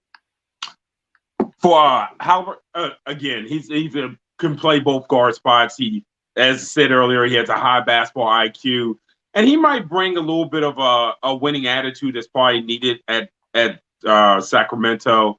Again, a potential 3-level scorer. And he has good command, good mechanics. Now, there is a little knock on him that the only thing he wants to do is use the left-hand side of the floor, that he is left dominant with his game. But we'll have to see. We'll have to see how this works out. And but I think it's a solid pick. Yeah, no, for sure. No such thing as too much shooting. You got something you wanted to add, Raj? Well, no, I know that Jordan mentioned Hield earlier, and obviously Hield's been in trade talks recently with Denver and a few other teams in there as well. So I'm curious to see, this might be sort of pointing towards them trying to fill that spot. So that's just kind of what I wanted to add to the conversation. Agreed. Well, we have the New Orleans Pelicans on the clock right now. That'll be the next team picking up. So I kind of wanted to get talk to Warren, toss to him. I know you're covering New Orleans, and find out what you think the Pelicans should be looking for to add on to that Zion chemistry. Yeah, ultimately, I think New Orleans needs to be looking at some more shooting. You have Zion out there who's still obviously he's not a spacer on the floor, so he's looking to try to get to the rim, and slashing, and really just kind of use his physicality. You bring Brandon Ingram back, again, who's a very good scorer. The issue here right now, I think, is the backcourt. You don't really know what's happening. You've acquired George Hill. You still have Lonzo Ball. Will those guys still be here? Probably not, once the season kind of comes up. So I think when we assessed their needs, we were looking at guys that they need to get some shooting, figured that they would have traded Drew Holiday by now, and they did. So do you look at a shooting guard, a guy like Maxey, or Terrell Terry as well too? I think are options here. Maybe RJ Hampton can make some sense for them. But they're also looking for defenders too. New Orleans is one of the worst defensive teams in the NBA. And also they don't think they have a lot of great size. Jackson Hayes is kind of a project big. So they would like to maybe shore that up a little bit as well too. So I think a lot of great options for them right now. And if I'm in the middle of the draft, you feel pretty good about that. Yeah, there are definitely still a lot of good viable options for New Orleans. And of course, when you have a guy who's a franchise changer like Zion Williamson, and you also have the most improved player in the NBA and Brandon Ingram, you don't want to dilly-dally around. You want to add on to that team. That's a team that I expected when they went into the bubble. You couldn't have told me they weren't going to be the 8th seed. And then what happened. Obviously, they didn't make the playoffs. So I think the pressure is on for them, brand new coaching staff as well, to kind of see what they can bring. I'm excited to see to get a full season of Zion too. Like, I think the hype was so much for him last year. Obviously, he's one of the most, hyped up and watched college players ever, right? I mean, the season at Duke, I feel like it was a decade ago based on how long this year's been. But I mean, I remember watching, he was must-see TV. And it's a shame that he kind of got cut short last year with the pandemic and also that injury that cost him to miss most of the year. But the games that he played, man, I mean, it was must-see TV. You had to watch, you're not even watching the game when he's playing, right? You're watching everything he does, whether he's off ball, on defense, whatever. Obviously, he's got to work on his on ball defense and off ball. That's something that's going to be, a big project for him. He seems to be weakest there, but I mean, the explosiveness, him in transition is, LeBron James-esque, if I can make that comparison respectfully. And if he can develop a little bit of an outside shot too. Plus, he just seems like a good guy. I mean, there's a lot of guys in this league that have egos and maybe aren't the best people, but Zion just seems like a kid who loves playing basketball. Loves playing wherever he's going to be at. He didn't even want to leave Duke. He wanted to keep playing with his guys at Duke before everyone was like, "Yeah, you got to go number one." So I'm really excited to see if we can get a full season out of him. Is he ever going to be in shape to play a full season? That's a great question. He's always seemingly getting hurt, and I think the weight has a lot to do with that. And he's going to have to shore that up. I will echo what you said about him not wanting to leave Duke. I was fortunate enough to cover the Sweet 16 in the Elite Eight, and I got to see his relationship with Coach K and his teammates, very up close. And it was amazing to me how much they loved him and how much he loved his teammates and how much he loved Coach K. I mean, all of that you read and heard was definitely genuine. Kind of wanted to get your take, Cal, on that. I know you were had some things to say throughout the season about Zion Williamson. So I guess my question for you would be, what do you think that New Orleans should build around? Do you build around Zion Williamson, or should you be building around that backcourt of Lonzo Ball and Brandon Ingram? Well, I mean, the New Orleans Pelicans hyped this up that they're building around Zion Williamson, and Griffin's play in basically bringing over the whole B squad of the Los Angeles Lakers to play with Zion Williamson is where they're laying their hat on that Zion Williamson can elevate these guys to play to the level where they should be competing. Now, I don't know if it's going to be immediate, but what I will say is that it does make for an interesting circumstance of what the New Orleans Pelicans are going to do with this draft pick, because you're still waiting to see if Lonzo Ball can be that guy, because he's part of that trade. Brandon Ingram has shown, he's shown that he can improve. Put in the right circumstance and maybe playing next to a guy like Zion Williamson, you can see that he can continue trending upward the way that he's done this past year. Because I'm still not completely sold on Brandon Ingram. As improved as he is, I'm still not completely sold on him. So it'll be interesting what they do with this pick, because the idea here is that you're making this team better by whoever it is that you're putting on this, whether it's somebody that is going to address a direct need or elevate this team to a place where what was a deficiency for them in getting to that playoff spot is now becoming an advantage or an asset over teams like the Memphis Grizzlies and things of that nature. Because I don't think you want to compromise if you believe that the combination of Ball, Ingram, and Zion Williamson is a good enough combination to get you guys to the next level. Like, they're good enough to see improvements for each of these guys come next season. So maybe addressing a big, which seems to be, big by committee with the New Orleans Pelicans, or addressing their shooting, if they're not going to rely on JJ Redick to be that guy.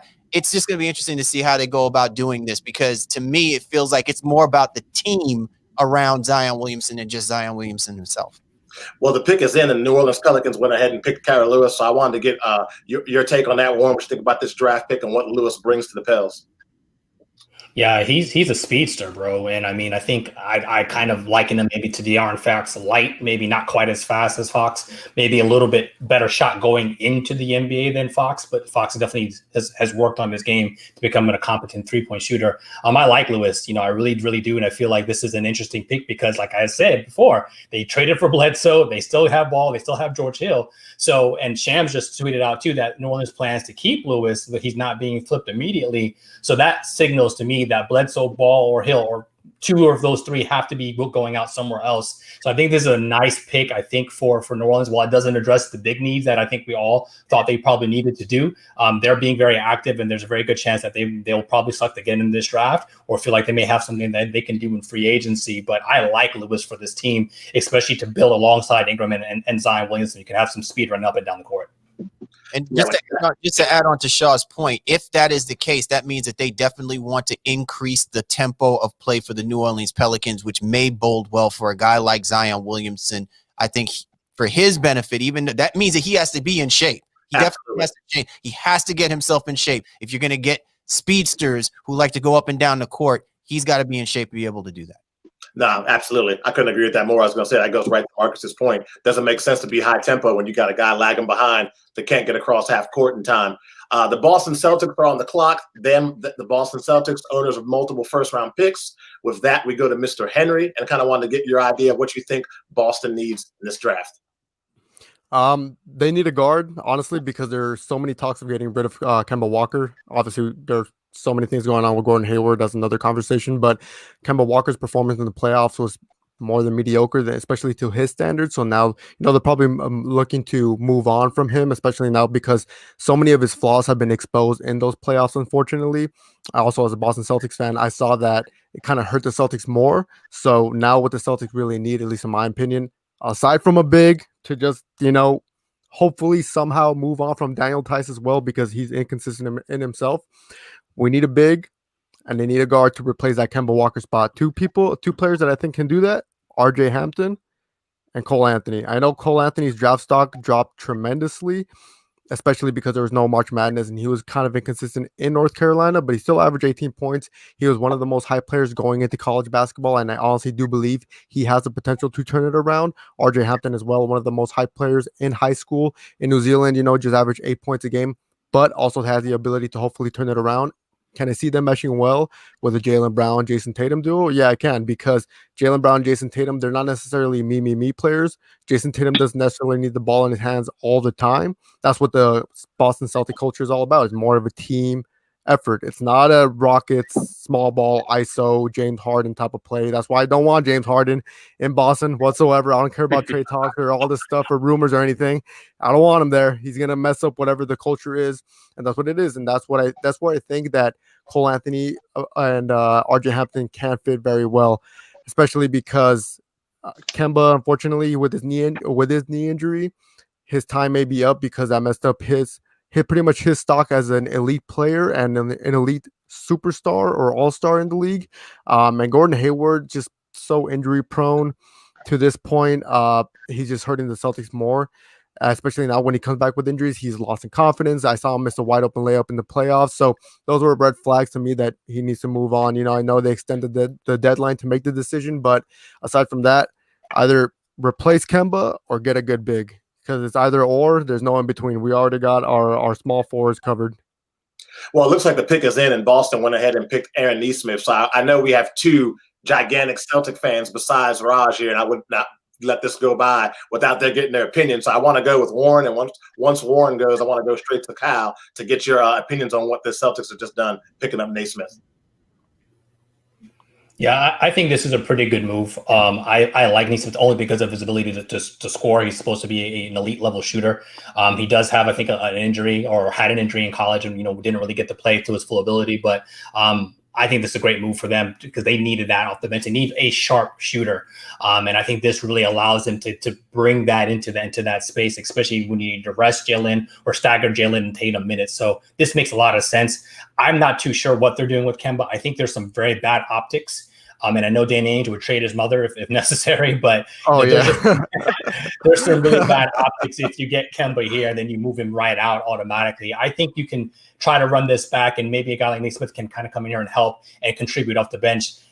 Ainge hasn't had a lot of luck when it comes to picking in the middle of the draft. He's touted as a guy who's a pretty good evaluator of talent, but when he has these picks in the late lottery and 20th and 30s, he hasn't done an amazing job there. So hopefully this works out. Cal, what you got on it, man? Listen, I mean, it's a good pick, definitely. I think it probably speaks more to the fact that the Celtics are definitely going to try and acquire a big, whether it be through trade or through free agency. I think they're not going to rely on developing a big. I think that they've already, like the Warriors, they've already gone down that road and they have not been successful to have someone that they can just really rely on to help plug in that space.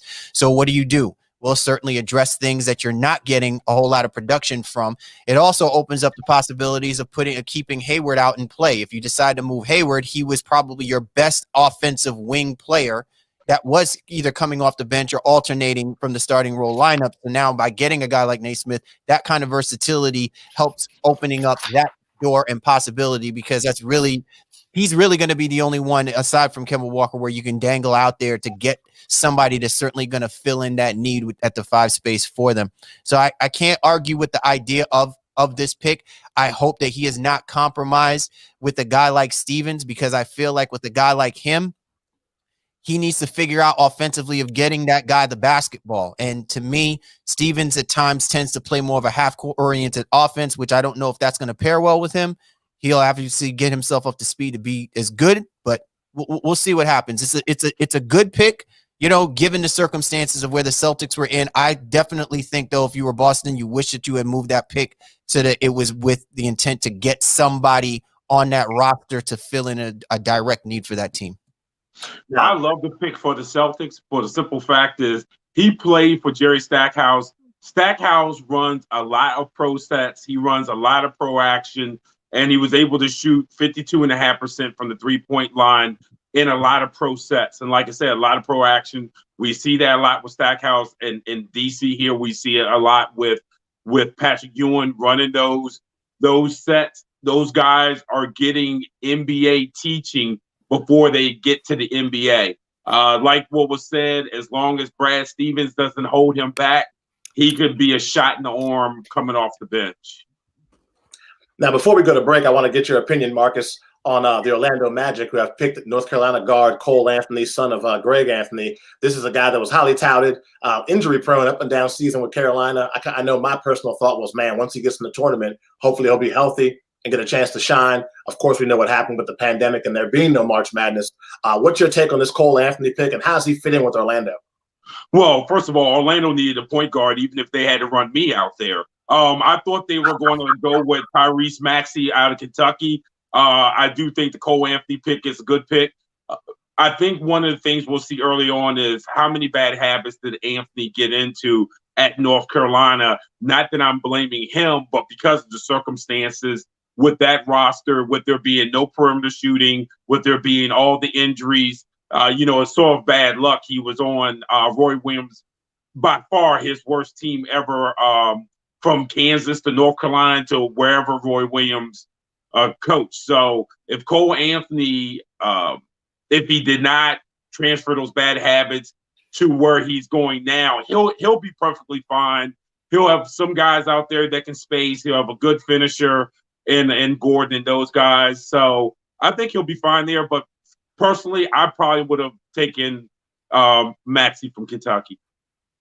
Oh man, I think it's a great pick for Orlando. I think it takes a lot, even more pressure off Markelle Fultz, who had a really good comeback season. Well, right now we have the Portland Trailblazers on the clock. You're watching the 2020 NBA Draft on Nuts and Bolts Sports. We'll be right back after this commercial break.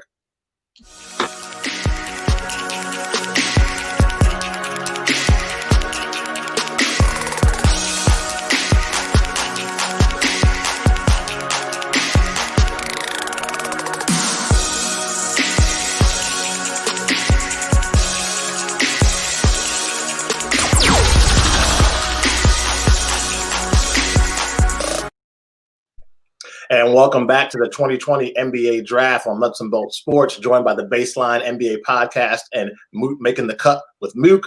Now on the clock, we have the Portland Trailblazers, by all accounts, are drafting for the Houston Rockets. With that being said, I want to talk to my guy, Mr. CL, and get your take on what this pick could be.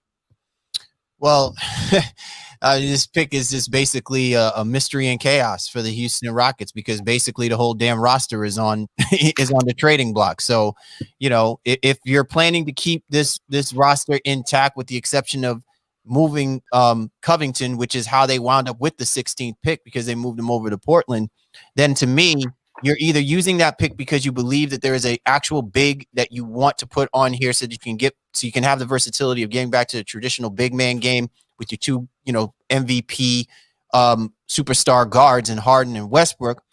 Or the idea here is you want to, get a, when all else fails, the idea here is get a versatile player, somebody who can be a Swiss Army knife like a guy Covington, except with a lot more upside, meaning that whatever happens, however you move the pieces on your roster, there's someone that Steven Silas can look forward to coaching up. So it'll be interesting to see what the Houston Rockets are going to do, because this very easily could be a pick to help bolster a roster that I think is not going to look the same by the time we get to the NBA tip-off.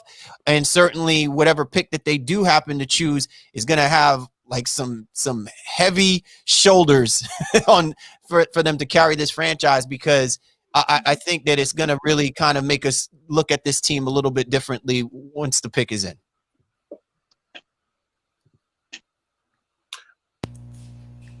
Sound like somebody else is about to talk. Was somebody else about to go?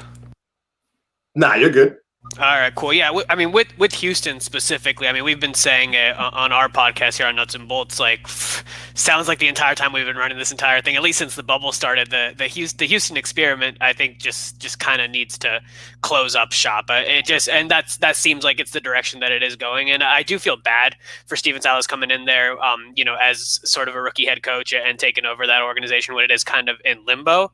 That being said, I think it's just the best decision for that team. They lost their coach, they lost their GM. Seems like their stars are on the way out.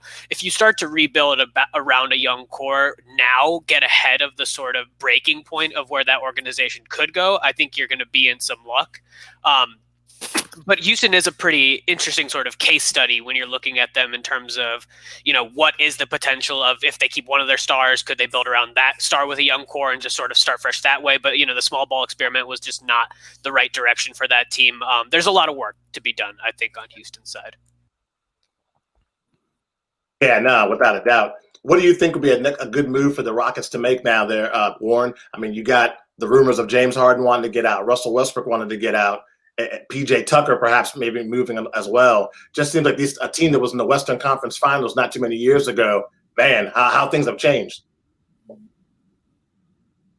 Yeah, it's a new day in Houston, and you're trying to field all these offers. I think the biggest issue that the Rockets have, well, not I think, I know the biggest issue that they have is that their owner is a cheapskate, and he doesn't have the requisite deep pockets that most NBA owners have, and he's trying to make moves to make sure that this team is hard capped and that they don't have to spend the money. Once you learned that Harden was turning down that 2 years, $103 million, it kind of signaled the end for Houston. The one thing, though, that you can say is, like, while no matter what you feel about Harden, he's still under contract for 2 more years. So you can't just give him up for the sake of giving him up, no matter what he wants to do. And is he going to be a malcontent? Does he Anthony Davis you where he starts taking games off and things of that nature? I don't know. I think you got to play that out. You don't just go and just move him just because he wants to be moved. You got to make sure that you can get the best deal out there. And he's a generational type talent. So I think that's what they got to be looking at. But it does seem like, things are definitely going awry here in Houston. And I think this pick is actually going to Detroit, because in a earlier move before the draft started, Trevor Ariza was flipped to Detroit. So, so that they can get this pick out of here as well too. So like Houston is it's a cesspool right now, unfortunately, man. Nah, definitely. I would agree with you 100%.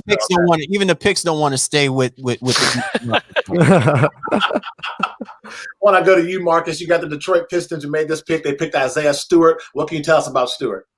Stewart is a big guy. He's almost like an old school type of big, elite rebounder. I would have a little bit concerns with his athleticism with guarding guys, but it's a solid pick.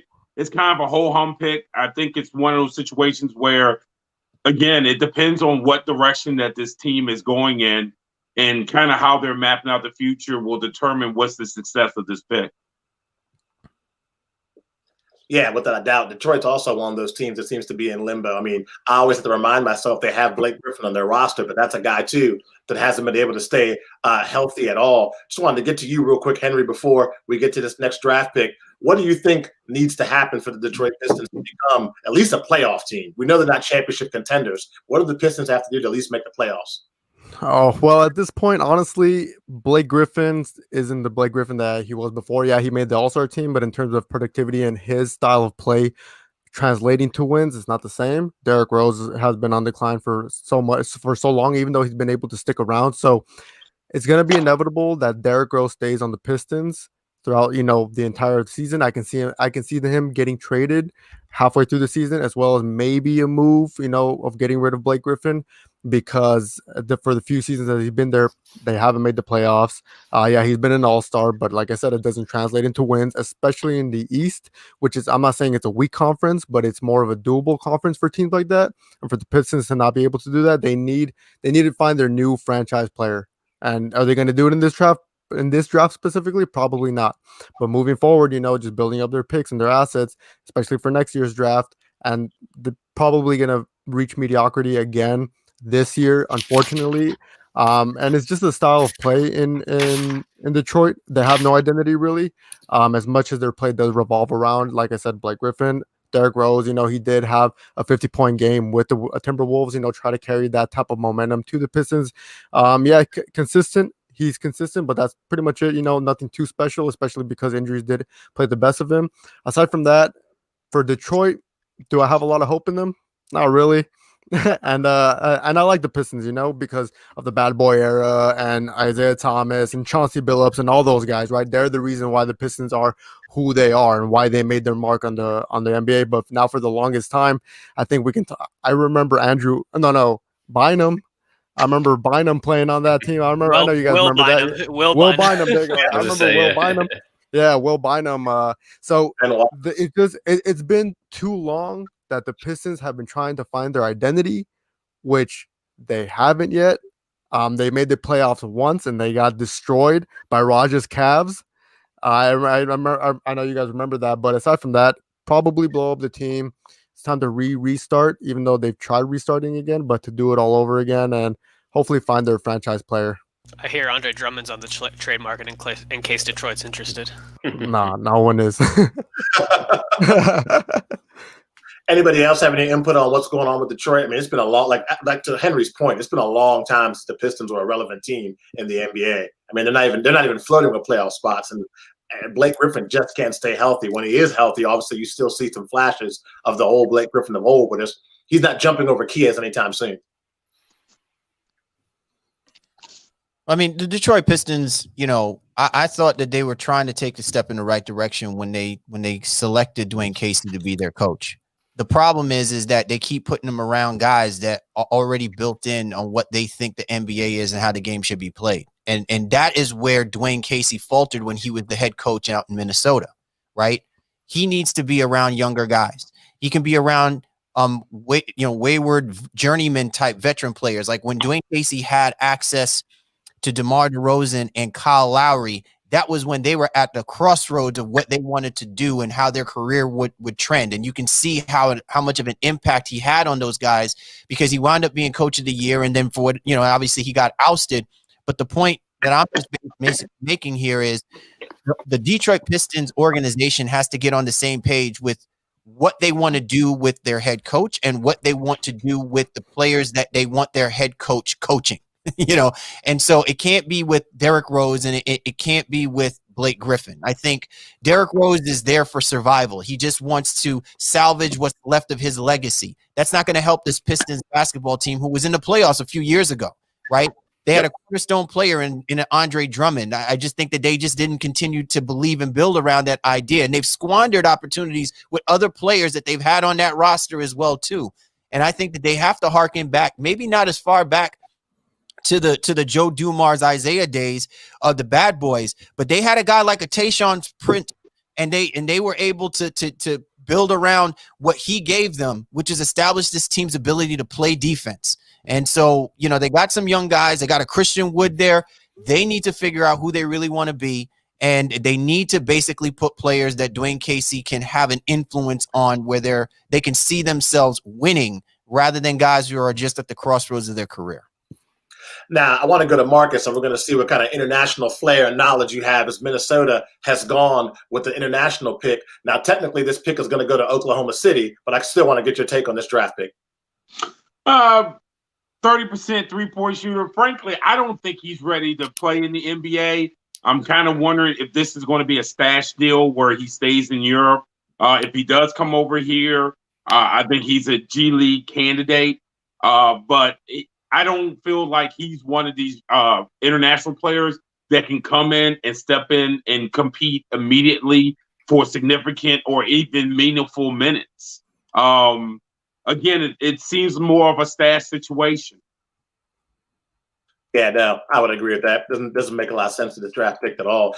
Make sure, if you guys haven't already, make sure you subscribe to the Nuts and Bolts Sports YouTube channel. Make sure you're following Baseline NBA Podcast, and of course, Making the Cut as well. All social handles are available and on the broadcast. So make sure you click that subscribe button and give these guys a follow for sure. Mavs are coming up now with the next pick. But before we do that, I wanted to circle back and I wanted to talk to Raj a little bit, and I wanted to get your take on Dallas Mavericks. I know that you're a huge Luka Doncic fan, as everybody else is, but what else do they need? I mean, you got Porzingis that seems to be, we thought he was on the come up, and all of a sudden, unfortunately, another injury. You don't want to say the guy's injury prone, but at the same time, I mean, facts are facts. What do you think Dallas is missing and what they should be looking for? Yeah, well, especially with Porzingis, because of the shortened offseason, we're looking at him probably not being ready for the start of the regular season in mid to end of December, so that'll also hurt Dallas. That being said, you sort of primed this conversation with the Luka, and it all does sort of hinge on Luka, taking that next step. I think before you're even looking at the draft, because you're going to get guys like Dwight Powell coming back from injury and whatnot. That team is still going to be good, even though Porzingis is going to have a little bit of time off with that injury. But Luka's just got to continue to take that step, and we saw him go from rookie of the year to MVP candidate. He's got to be like top 2 MVP sort of player coming into this season. I don't think it really makes that big of a difference who they draft. I think if you're looking at pieces, you don't necessarily need to go big right now, because Dwight Powell, I think, is going to fill that role pretty well. I would actually look at some other wing guys, and I know some of their wing guys in last year's postseason and in the bubble stepped up, like Seth Curry stepped up, and obviously Tim Hardaway Jr. is there. So they've got good players and good assets at every single piece. Maybe even look for somebody to kind of control the floor a little bit better when Luka goes to the bench.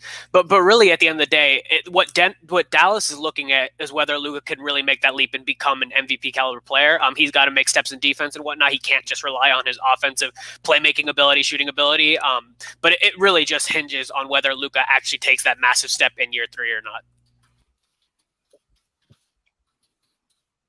And you had a trade you want talk about also there, Jordan? Yeah. So obviously Dallas is going to be up on the clock here shortly, but after them was supposed to be the Nets at 19, but it's a 3-team deal, so they're going to be trading the 19th pick over to the Clippers, the brother of the champion Lakers, and the Clippers are going to be sending Landry Shamet over to the Nets to give them some extra perimeter shooting, and then immediately that pick is going from the Clippers. They're going to send it over to Detroit, who we've just been talking about here, making some moves in the first round, and Detroit is going to be sending Luke Kennard, the sharpshooter from Duke, over to the Clippers. So we'll get to that in a second. I know the pick is in here for who are we picking right now? The Dallas. Yeah, it looks like Josh Green is in. So is anybody want to talk about Josh Green real quick? Marcus, what you got on Josh Green? Legit on-ball defender, can definitely guard in the NBA out on the perimeter. He'll bring some defense to that team. He's not really a great shooter. I don't expect too much offense from him, but defensively, he certainly can get the job done. And that I mean, going back to what we were just talking about, that seems to be Dallas's sort of big hole right now, because obviously, like, if you look at their offense from last season, they were at historic numbers when you look at how good of an offensive team they were, led by obviously Luka and Kristaps, but the defense was a little bit lacking for them, so this could certainly be a very good pickup for them. Well, that and the fact that they got abused by the Los Angeles Clippers and their phenomenal three-point shooting ability in that series. And so if you got a 3-and-D guy, one, again, with a passer like Luka Doncic, Green's going to get his looks. He shoots the ball decently from three when it's a spot-up shot. So that's always a good thing. But the fact that he can play defense, and I think especially now with the way that the West is set up, there's going to be a lot of shooting going on. And if you're the Dallas Mavericks, you cannot be in the lower third defending the three ball against the opposition. Nah, not at all. I definitely agree with you on that 100%. Luka's definitely my pick for MVP too. I don't know if that's like the way too early discussion, but get your pick in now, get your money on the odds. I think it's like plus 500. Giannis is somehow still ahead of him. I think Luka's next. He just seems like he's on deck for the MVP. I think he's gonna have another great year. And look at the voters. Yep. If you really listen to the voters, you can see that's where they're kind of going to. It sort of reminds me of the Jordan Barkley MVP years. I think there's some sort of fatigue. And so Barkley got the MVP. Yep. The Giannis, and he's going to be punished because he hasn't taken the Bucks anywhere in the playoffs. And so, yeah. He's done. I don't know why Giannis is the favorite. I think he's literally mathematically eliminated. Nobody ever wins 3 MVPs in a row anymore, not since Larry Bird back in the mid-'80s. So I don't see it happening. LeBron and AD are going to be, I think, doing some load management throughout the year. The only other guy is potentially Steph Curry, but we'll see what the Warriors kind of look like here. Those are really the only two. Curry and Luka are the only ones that I would like put physical money on or like seriously consider, because the other guys I just don't think have quite, either the voter fatigue or the LeBron AD thing. Maybe KD. I was just about to say that. But if they get James Harden, like, you're kind of mathematically eliminated from that, because then you have Kyrie, Harden, and KD. Like, you can't say that one of them is like the most valuable player in the league when you have 3 stars. So we have to wait and see what happens there first. But definitely, I think going back to that trade, I think that's a good move for the Nets. Shaman's a good young shooter on a cheap contract, which is obviously what they want. He's proven a little bit there with the Clippers, and then the Clippers turning that pick right around, getting into Detroit, who's building some assets, which is just what we talked about them needed to do. Maybe they're compiling some assets to unload Blake Griffin, get that contract off the books. Maybe we'll see. And then for the Clippers, Kennard had a 59% true shooting percentage last year. Not a great defender, but I mean, theoretically, when you have Paul George, Beverly, and Kawhi, you can kind of hide him a little bit. So he'll bring some much needed shooting for them. We'll see what happens from there. Now, the Brooklyn Nets are on the clock, and we know that we have Warren covering the Brooklyn Nets. So, of course, aside from having a healthy KD, a healthy Kyrie Irving, what are you looking for from Brooklyn? And I know, obviously, the big elephant in the room is, will they get James Harden?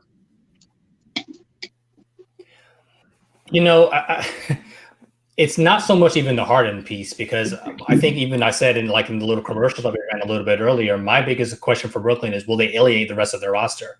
Those are 2 elite level guys, but they're also 2 elite level kind of prima donnas in some ways as well too. And it sounds dismissive, and I don't mean it to be, but they're moody. They're very moody dudes, and that can alienate the rest of this team and this roster, whoever's there. I'm very concerned how Dinwiddie, LeVert, and all the rest of them, Jared Allen, how they all will acquiesce to the leadership of Kyrie and KD, which can be a little bit off-putting in certain situations. You have Kyrie, who didn't like playing with LeBron. You have KD who didn't like playing with Steph Curry.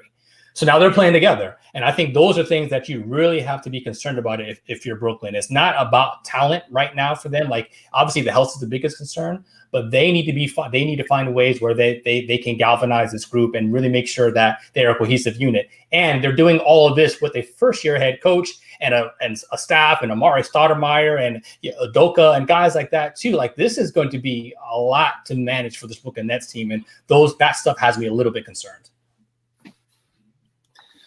Definitely. I agree with you. It could be one of those things where we could talk about this, 7-8 months from now when they're in the finals, or we could talk about this after like a first round exit and Steve Nash has already been fired and there's a whole, just a crap storm, for lack of a better word.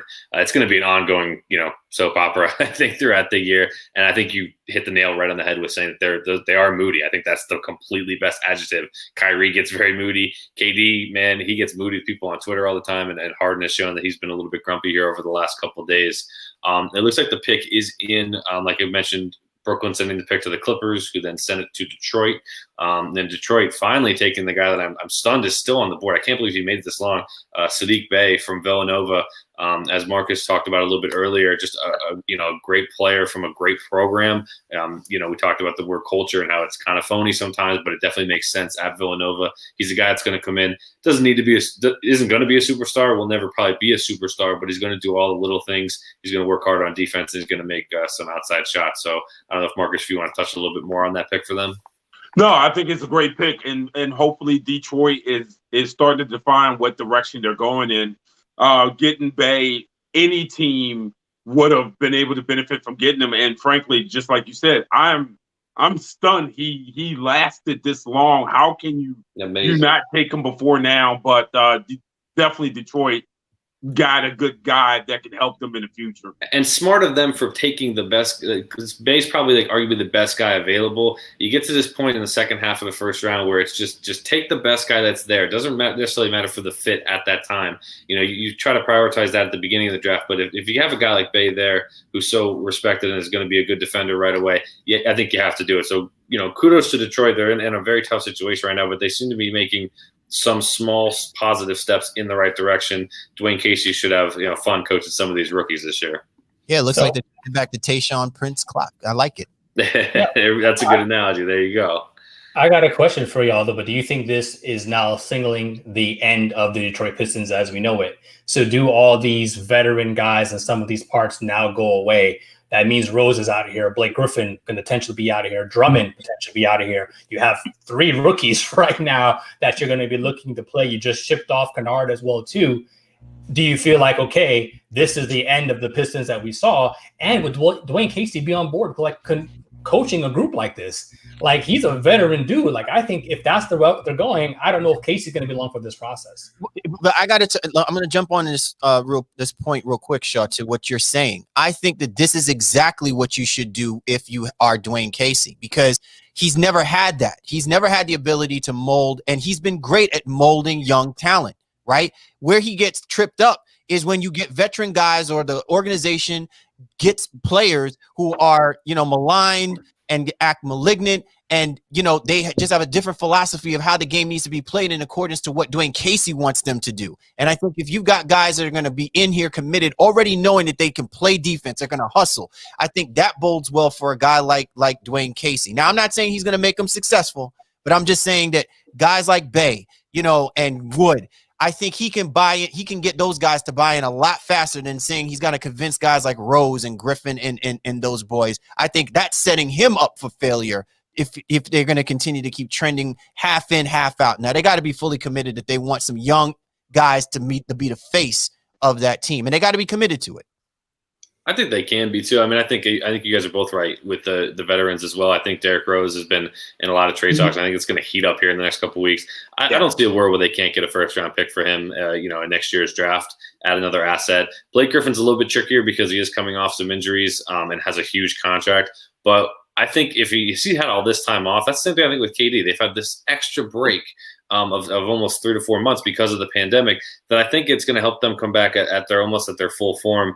And Griffin's not going to be high flying and putting up 25 and 12 a game, but I think he can settle into that 21 to 22 points. He's become a much better passer and a better 3-point shooter in this later stage of his career. So I think if he can show that he has some value early in the year, maybe by the trade deadline, he'll have a suitor, maybe Boston or somebody who's looking to swing for the fences and add a piece, or maybe Golden State. So I think there's a route where they can unload both of those guys and go all in on that rebuild, with their young picks. Don't pick up the phone, New York Knicks. Don't do it. Don't try to don't turn the clock back. Don't do it. If there's any franchise in the NBA that's like, we can bring him, he can be what he used to be, it's the New York Knicks. Don't do it. Do not do it. That's not a good move. Miami Heat are on the clock, and I believe the pick is in. Before they announced that pick, Jordan, since you're covering the Miami Heat, this is a team that obviously made the NBA Finals. Jimmy Butler, Tyler Hero, Duncan Robinson. I mean, just a slew of guys that the lone superstar being Jimmy Butler, and then a bunch of parts that mesh together. Bam Adebayo, dare I forget him. What do you think they need from Miami to take that next step? Yeah, I mean, they're playing a very precarious game right now, right? I mean, they obviously had great success last year making the run to the finals, which I don't think was a fluke. I don't think you can say it was because of the bubble or anything like that. They came together, played their best basketball on the strength of their 2 stars and their emerging rookie and hero. So they're playing the game of they want to definitely continue to win and try to get back to the finals this year. They're also potentially preserving that cap space for next year. We don't know what's happening with Giannis, but he's been linked to the Heat as well if he doesn't sign the Supermax. So they're not going to do anything to jeopardize that.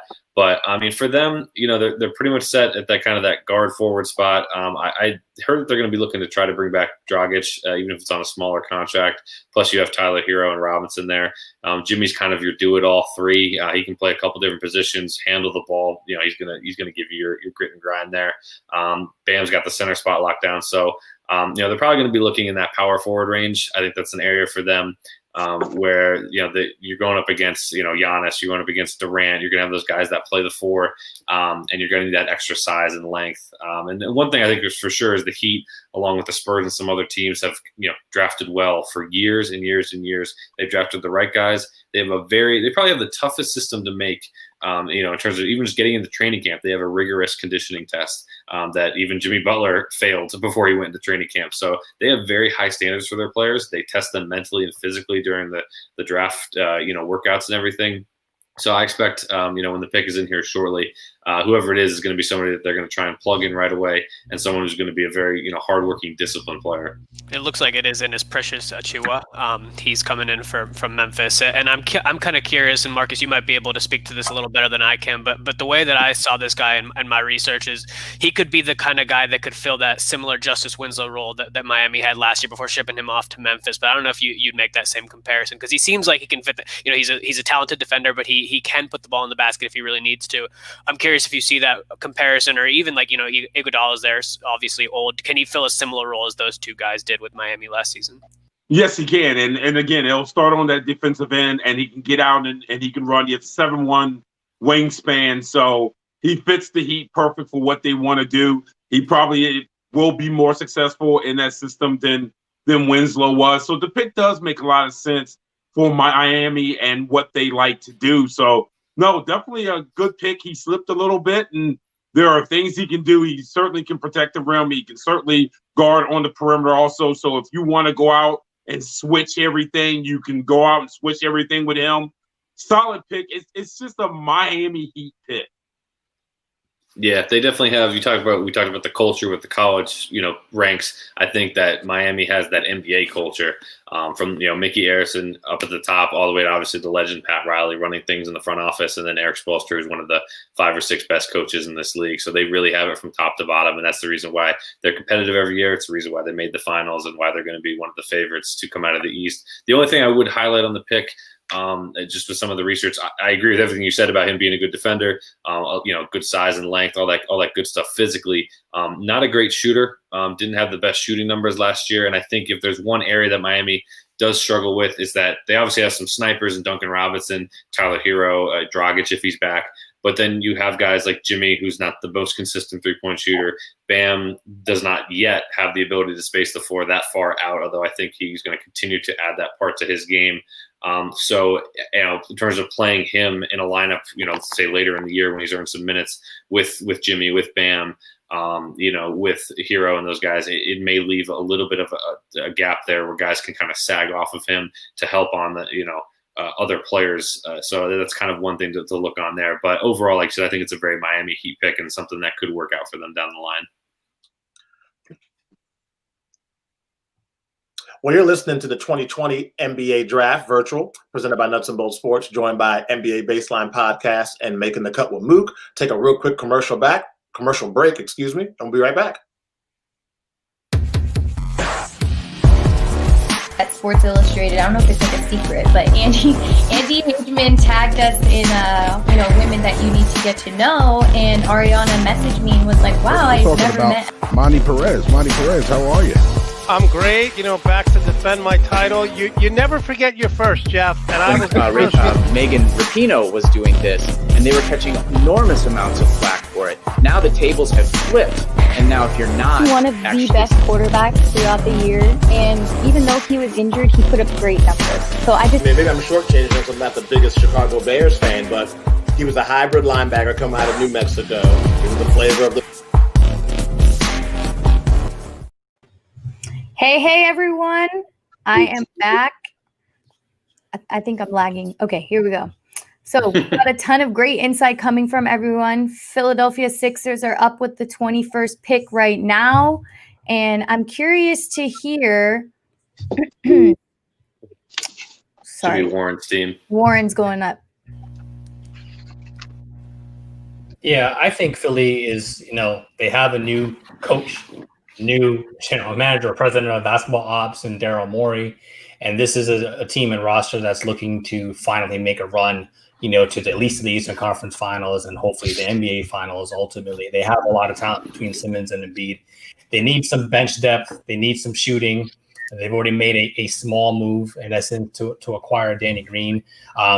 Well, I guess it's kind of a big move because they traded Al Horford. So they lost that big and got Danny Green over there. But they also need another lead guard. I think they realize that Simmons is not somebody who should be on the ball all day long, 36 to 38 minutes a night, especially with what he needs to do on the defensive end for them as well, too. Shake Milton is also not the answer as a lead guard. But I think there's a lot of different ways that they can go with this team and this roster because, again, they need point. They need some leadership in the locker room. But I think Doc Rivers might be their biggest free agent acquisition, really, because of all what he brings as an NBA coach. And say what you want about him in terms of how his teams perform, I still feel like he's one of the better coaches out there, especially in the beginning. He's just one of those guys who kind of have a shelf life. After a couple of years, it kind of wears out or the message kind of grows old. But I think he's going to be a positive addition to this team and that can get Simmons and Embiid on board. So we'll see what they end up doing with the pick itself. And then, if it's something that aligns with, again, that bench depth or, again, that playmaking aspect behind Shake and Ben Simmons, then I think that'll be the right move for them. I'm curious for the baseline guys and for Marcus, here, at least on our podcast, we've been sort of backing the blow up the Sixers train and get either Simmons or Embiid out of there more. I think we've all been sort of leaning in the Simmons direction. I'm curious where you all fall on that, or do you think that Doc Rivers, I know you just said, Warren, that Doc Rivers coming in there is definitely going to shake up this team. Is that enough, you think, to bring that two-man core together and build something special around?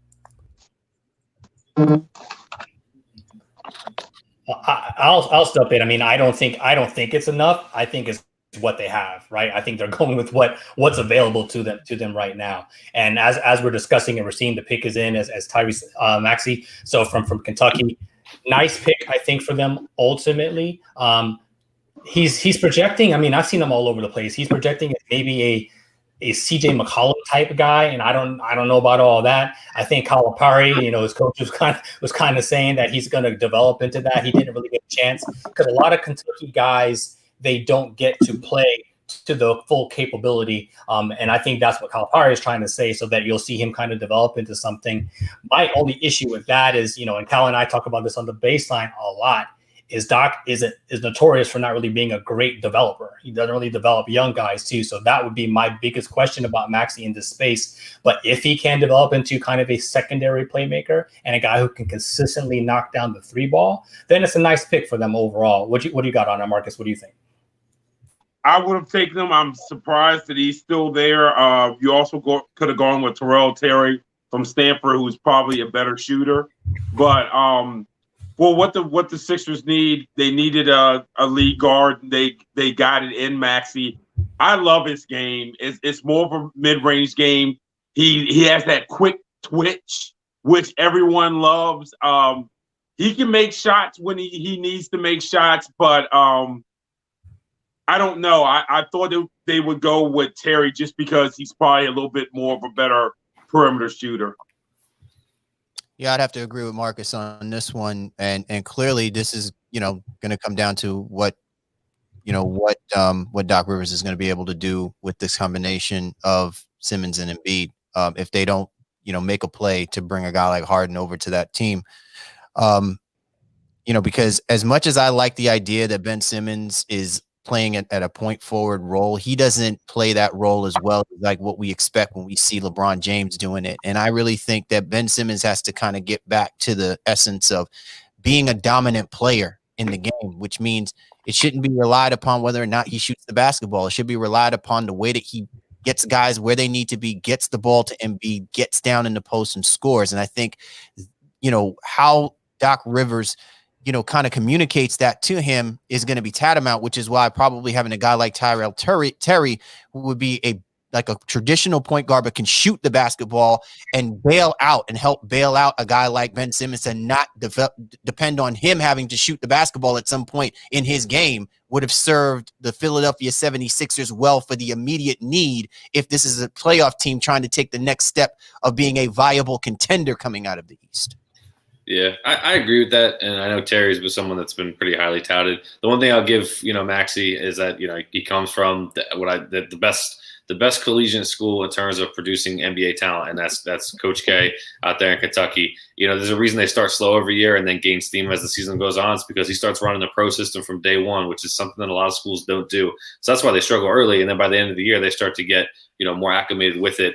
And that's why they're more NBA ready than everybody else. So it's definitely not the wrong pick per se. We'll see if Terry pans out as the better player. But I watched a lot of stuff on Maxey this week. He had some draft videos going on, and that dude's been in LA working out with his uncle 3 days. I think he's doing 3 workouts before 10 a.m. So he's working out at like 5:36 in the morning. Then he hits the gym. Then he comes back for another workout. So he's absolutely grinding right now to get better, which is something I don't think a lot of guys, everybody works hard, right? Everyone goes to the gym, they put their workouts in, but this guy is seemingly taking like that extra step to be great. And Coach K raved about him as well. So I think if you're Philly, you have to be at least excited that they're taking a really good player at this point in the draft. That was Jordan's prep schedule for this stream. That's right. I was up at 6 a.m. film study, 8 o'clock breakfast, 10 o'clock more food. So right now, I just want to mention that I feel like this draft is flying by. I don't know if anybody else feels that way. I know we've been streaming for 2 hours, but we're already at the 22nd pick. We've got the Nuggets on the clock. I feel like I wasn't expecting this. I thought it would be a little spicier, a little bit more trades, a little bit, a little craziness going on. There was a lot of hype for trades at the beginning that didn't happen that I think sped everything up. You're right, because Golden State was rumored. The Knicks were rumored like 4 times. So, yeah, you're absolutely right. Yeah, I think what you said earlier, that they're just drafting, heavy and hard now so they could trade later and just, spice things up every day, because we need that, of course, right? As NBA fans. I also think that the fact that the free agency is now happening after the draft, I think is also what's impacting this to some degree. Like, some of them I think really wanted to go ahead and pull the trigger, and maybe in some way it kind of diminished the value of the draft, so to speak, because of the fact that the activities as far as free agency talks and discussions hadn't happened, in time. So it's not meshing together clearly the same way. And I think most, executives are basically kind of standing back and they're just waiting to see how this thing all plays out. Because some teams are good, right? They're an injury recovery away or a free agency pickup away from, and maybe they're saying to themselves, let's not quickly roll the dice on everything. Let's just see where everything kind of lays out before we start making moves. Yeah, no, I completely agree. So we see that the Denver Nuggets pick is in, and we've got Raj to talk about the Nuggets. But I do want to hear, who are you projecting the Nuggets could pick up before we get that announcement? Here's our big board to what we think the Nuggets need, and let's hear what Raj has got to say. Yeah, I mean, this graphic here on the screen kind of hits the nail on the head in terms of what the biggest need that they have is who's going to follow up for Jokic in that sort of big man spot, because obviously Paul Millsap is probably going to be on the way out, especially if Denver wants to be able to pay Grant what he deserves after the last postseason. But also they've just struggled when Jokic is off the floor, and Jokic is not going to give you defense, but Miles Plumlee is not a good enough defensive player to back up Jokic on the court. So I think that the biggest need that they have is that sort of defensive presence that comes in for Jokic in that big man spot. And the couple guys that I had my eyes on were Jaden McDaniels and Udoka Azubuike, because these guys were sort of bigger, power forward center who can fill in that. One of them is a 7-footer who can definitely provide a defensive presence inside, and the other is sort of a Paul Millsap type build guy who could really fill that role in a pretty good way. The direction it looks like they're going though is Zeke Naji, I believe is how it's pronounced, from Arizona. But he kind of fits a similar bill, 7-footer, provides a defensive presence. I understand that he's not quite there offensively, but I don't necessarily know if they need him to be there offensively, especially if you got Bol there who's going to provide offense in the big man spot off the bench. And obviously Jokic is there to provide that energy. The other gap for them is the sort of shooting guard position, because I don't think Gary Harris has quite done it for them the way they were expecting. He's definitely a good defensive presence for that team. But he hasn't been able to stay healthy, and he's really, really struggled to shoot the ball. But I think that going with the defensive big man was definitely the smart move for them, so I'm glad that they made that choice here. Well, let's hear from some of the baseline guys. What do you agree with this pick? What do you think for the Nuggets? Was this a good move? Shaw, you go ahead and lead off, my brother. The courtesy, I love it. Sure. I'll make it quick. I mean, from what I've seen, like they say, he has a decent touch, so like that jumper is gonna potentially come along, and that will be great. I think with Nuggets, you want to make sure that Jamal Murray is who Jamal Murray was in the bubble. That's the biggest question for me. Is he this consistent 35 to 40 point per game guy, or is he someone who's going to kind of just chunk along in the regular season at 14, 16, and then maybe he'll show up during playoff time?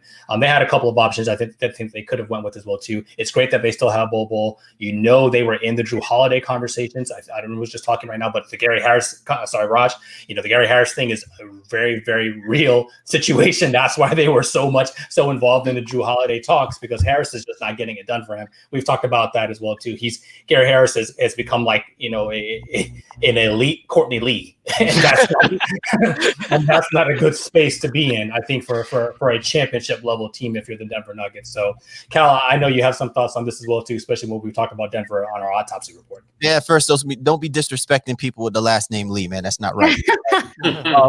But more importantly, like to our point, Shaw mentioned it in our autopsy report that Gary Harris, man, this is a guy who had high expectations with, and it should have been a combination with him and Murray that they were supposed to be the future for the Denver Nuggets. And I think that they're definitely going to go in a different direction with that, given what we've now seen from Jokic and Murray and what they could potentially do. I feel like this pick, it's a solid pick, no question. And I feel like it's kind of hedging their bets in the sense that if they can't keep Jeremy Grant, they've got a guy with pretty much almost a similar wingspan as Grant, just that he's not as good defensively, versatile wise, but they'll compensate that if he can score the basketball, which the Denver Nuggets desperately need either way that you slice in. And I think what they're hoping for is that, no matter what choices they make here, you cannot have enough wing guys to supplement what they're trying to do offensively. So to me, this is a good pick. Do I think it's the best pick for them?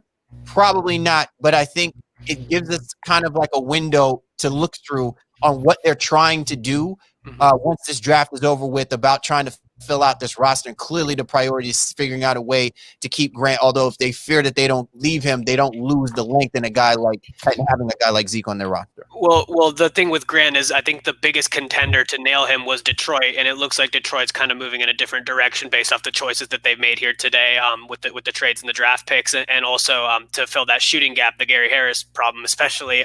That's where the Buddy Hield trade talks come in here, and I know the Drew Holiday thing was really exciting for those of us that support Denver and want them to succeed, but hoping now that fell through, the Buddy Hield can kind of fill that gap, because I think he'd be a really good fit with that Denver team. So now we're back with the Knicks, who we said earlier in the draft need a ton of help, need a lot of things. We've got a big board to talk about it. Once again, we've got Cal to talk about it. So let's hear, Cal, what do you think? Who is somebody that can change a little bit more of that momentum in the Knicks? Because that's what we know they're looking for. Well, while I was offline, you know, and we were obviously going through our draft picks, I had a nice conversation with my man, the Mandalorian. And he basically said, you know, New York Knicks need a point guard. This is the way. Okay. So, I mean, they obviously didn't bother to listen to that point. And you know, the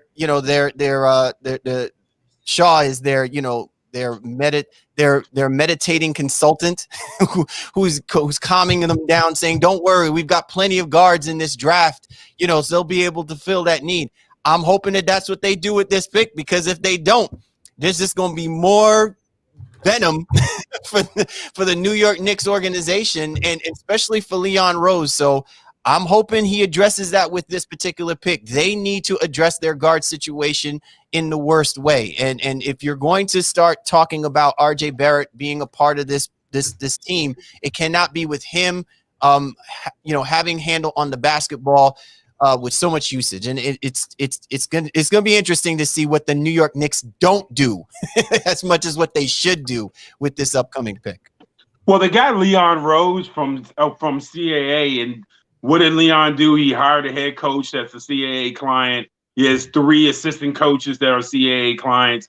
His first round pick was a young man who has signed with CAA. I would say their next pick is probably going to be a guy who is signed with CAA. I'll give Clutch Sports this much. At least their clients are winning rings. So if he's going to be a CAA guy and just, you know, continuously take people out of that stable, they better be good.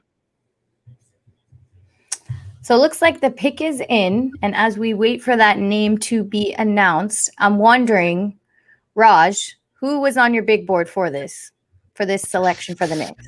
The Knicks are just so up in the air because of what everybody's saying. Like, there's so many different moves that they could make, and it feels like none of the moves are the right moves. And I mean, at this point in the draft, it is kind of who is the best person on the board. It looks like they're going with Leandro Bolmero, who's coming over from overseas, I believe. And I'm wondering if they're sort of like far. I'm wondering if they're like doing like a far reach, sort of fishing for something like a Kristaps, and obviously Kristaps was a top 5 pick, so that's a completely different situation. But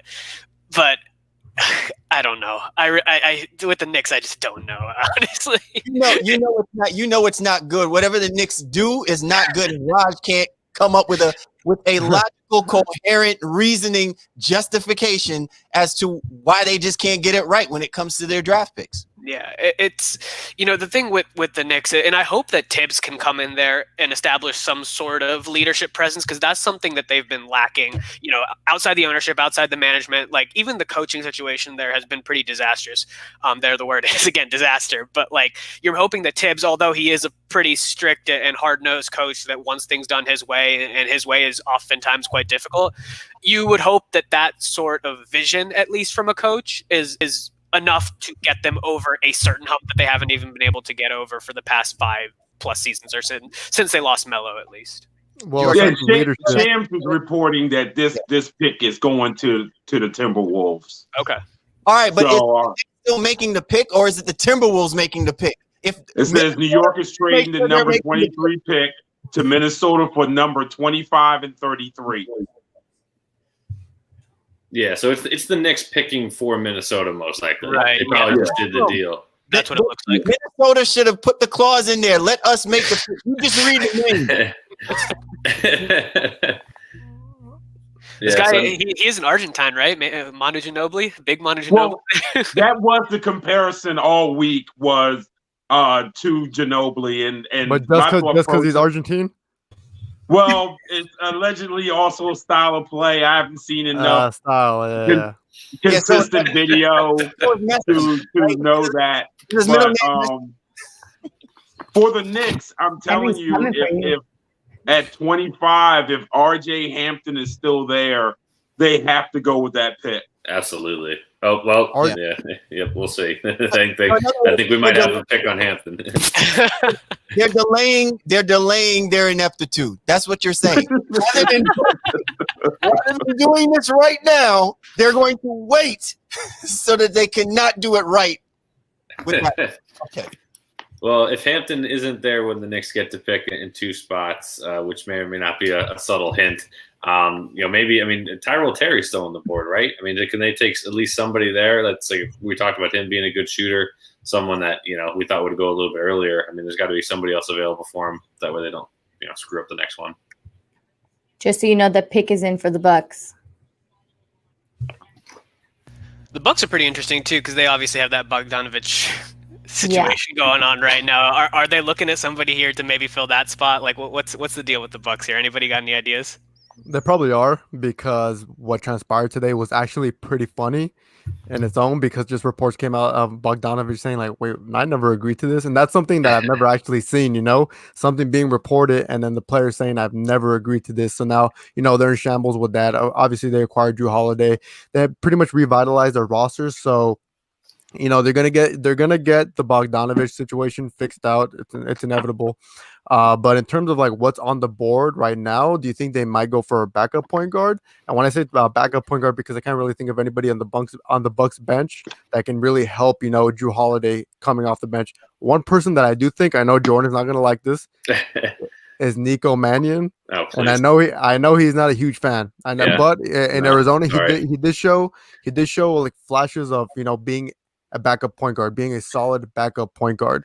And I know, actually, I want to hear Jordan's thoughts real quick. I'm happy you're throwing it to me, because well, just for reference, so this pick is being made by New Orleans because they got it in the Drew Holiday deal. So it's technically a Pelicans pick, but Shams just tweeted that they are going to be taking RJ Hampton, who we were just talking about, and they're actually sending him to Denver.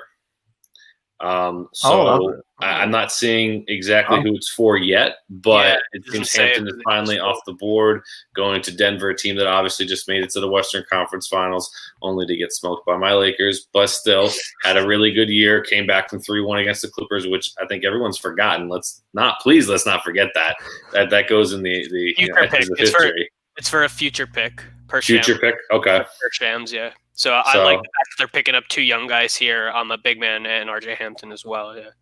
Yeah, I mean, Hampton's a guy I think at the beginning of this calendar year, along with Cole Anthony, was pretty high on most teams' boards. We were having the discussion of like where in the top 5 is he going to go, and then kind of like Cole Anthony, he slipped down. I'm a little surprised he slipped all the way down to the mid-20s.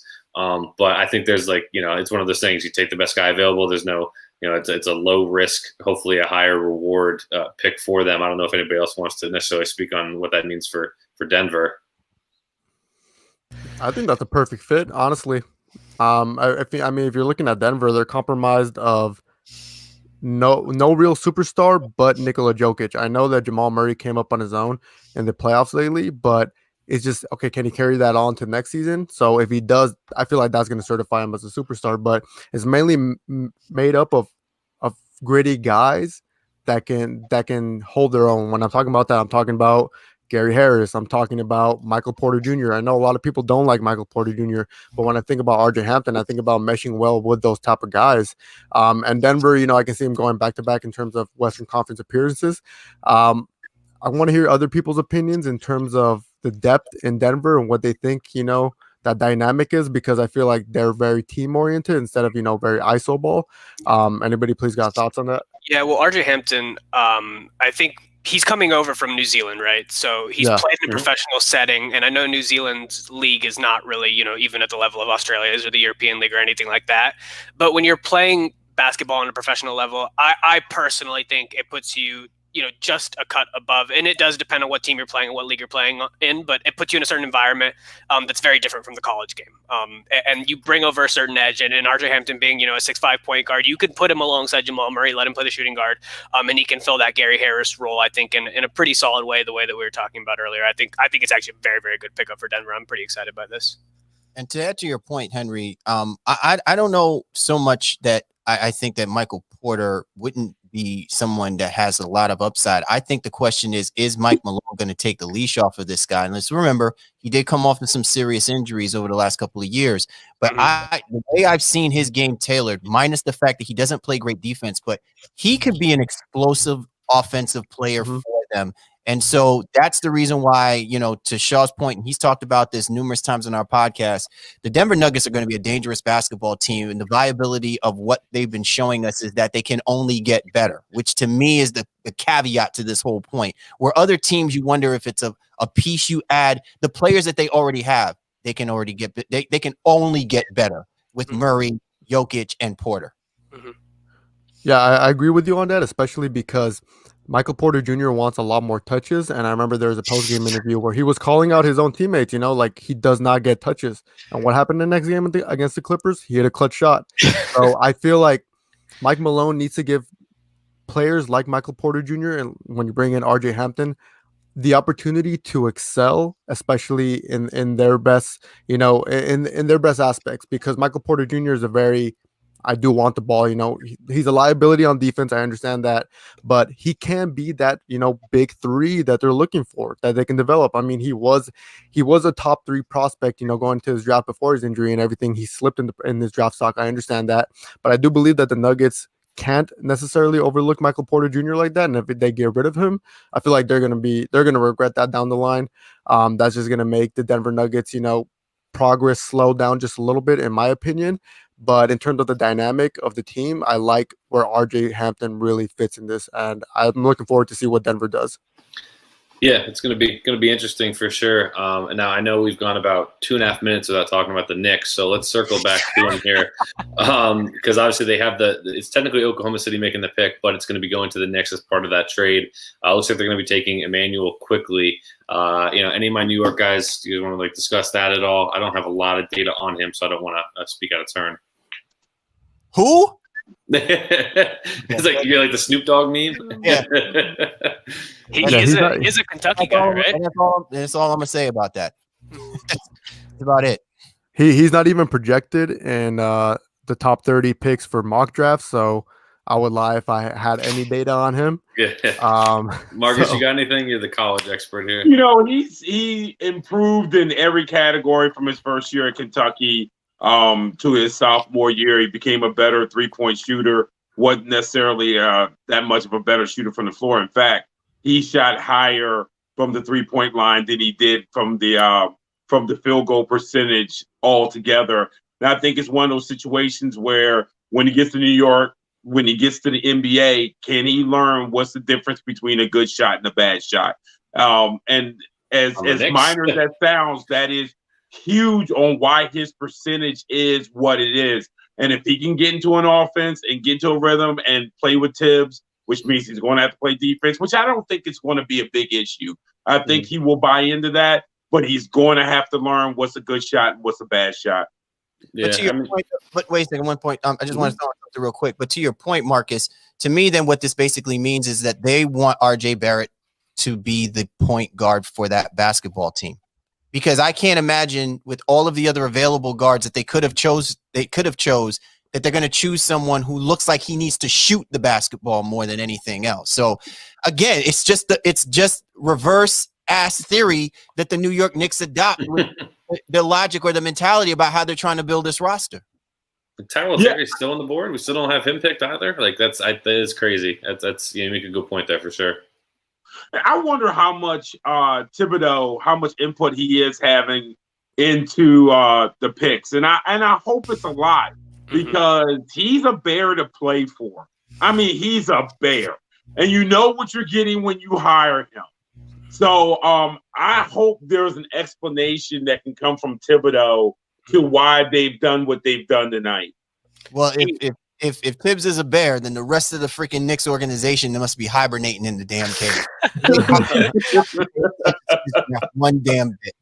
I'm glad you make that point though about Tibbs having some say here, because he obviously had a decent amount of personnel power back in Chicago. So I would imagine that coming into the Knicks, he said, "I'm going to come in here, but I want to be able to make choices." Now, we just got some breaking news that came across from Sham. I wanted to kind of get the report from Warren. We talked about at the beginning of the podcast how Klay Thompson had left his training session, rehab session with the lower leg injury, and now we have found out exactly what that injury is. So I kind of wanted to get the update from Warren and also get your reaction to it as well. Yeah, thanks, Joe. I mean, Crispy Haynes from Yahoo's, I think he's the one who actually broke it. And more or less, yeah, it looks like Klay Thompson has ruptured another his Achilles on his right leg now as well. So huge loss for the Golden State Warriors. And, Klay is one of those gamers. He's a super hard worker and a guy who wants to be on the court. And to see this happen now in Golden State's proverbial comeback season with Steph, and, they wanted it to be Klay and Wiggins and Dre and obviously even Wiseman, that significantly hurts their chances to be one of the upper echelon teams in the Western Conference. I still feel like they're a team that will have a lot of fight, but this really hurts them in a way that I don't think they couldn't have been prepared for. And you have to start to wonder now, with like Achilles injuries on both legs, what's the future for Klay Thompson moving forward, bro? Like sad news coming out of Golden State. Yeah, and you always, of course, whenever there's injuries like this, you always kind of think about something in the past. And I can't think of anybody in the past that had an Achilles and then rehab and then have the exact same injury happen to the other Achilles while you're in the midst of rehabbing from the initial injury. It wasn't like he came back and he's playing in the middle of this new season and he injures his Achilles. He was still rehabbing. So, yeah, to your point, just a huge blow for the Golden State Warriors. When we were talking about Andrew Wiggins, what we expected from him, now it's a whole other level of pressure on Andrew Wiggins as well, and Steph Curry, who, by the way, is coming back from injury. I think whenever you have Steph Curry in your team, you always got a fighter's chance, and you got to know that a guy like Draymond Green, who had a down season last year, he wants to go on his own kind of personal revenge tour because he had a pretty bad season last year, and the team didn't perform at the level that we're used to. But, yeah, you're right. It's a devastating news, not just for Warriors fans, but NBA fans as well. Just want to open the floor up to everybody, man, what everybody's reaction is to this news. I've said to anyone who will listen that I will not trade Bradley Beal. I would be on the phone right now with the Golden State Warriors asking for everything short of every pick that I can get from them to send Bradley Beal out there. Every asset I can get from them. Golden State has to win over the next 3 or 4 years. Their window is coming to a close. Injury and age. They have the Chase Center that they swear they're going to have 50% full this year, and to have more injuries and have their window even shrink more, they might be vulnerable right now. And I would at least kick the tire. Heck, if you're going to kick the tires on Russell Westbrook, I would at least kick the tires on what you're willing to offer me for Bradley Beal. Yeah, no doubt. We definitely want to talk about that. And, of course, as more news comes, we'll let you know. You're watching the 2020 NBA Draft with Nuts and Bolts Sports, Baseline NBA Podcast, and Making the Cut with Mook. We'll be right back after this break.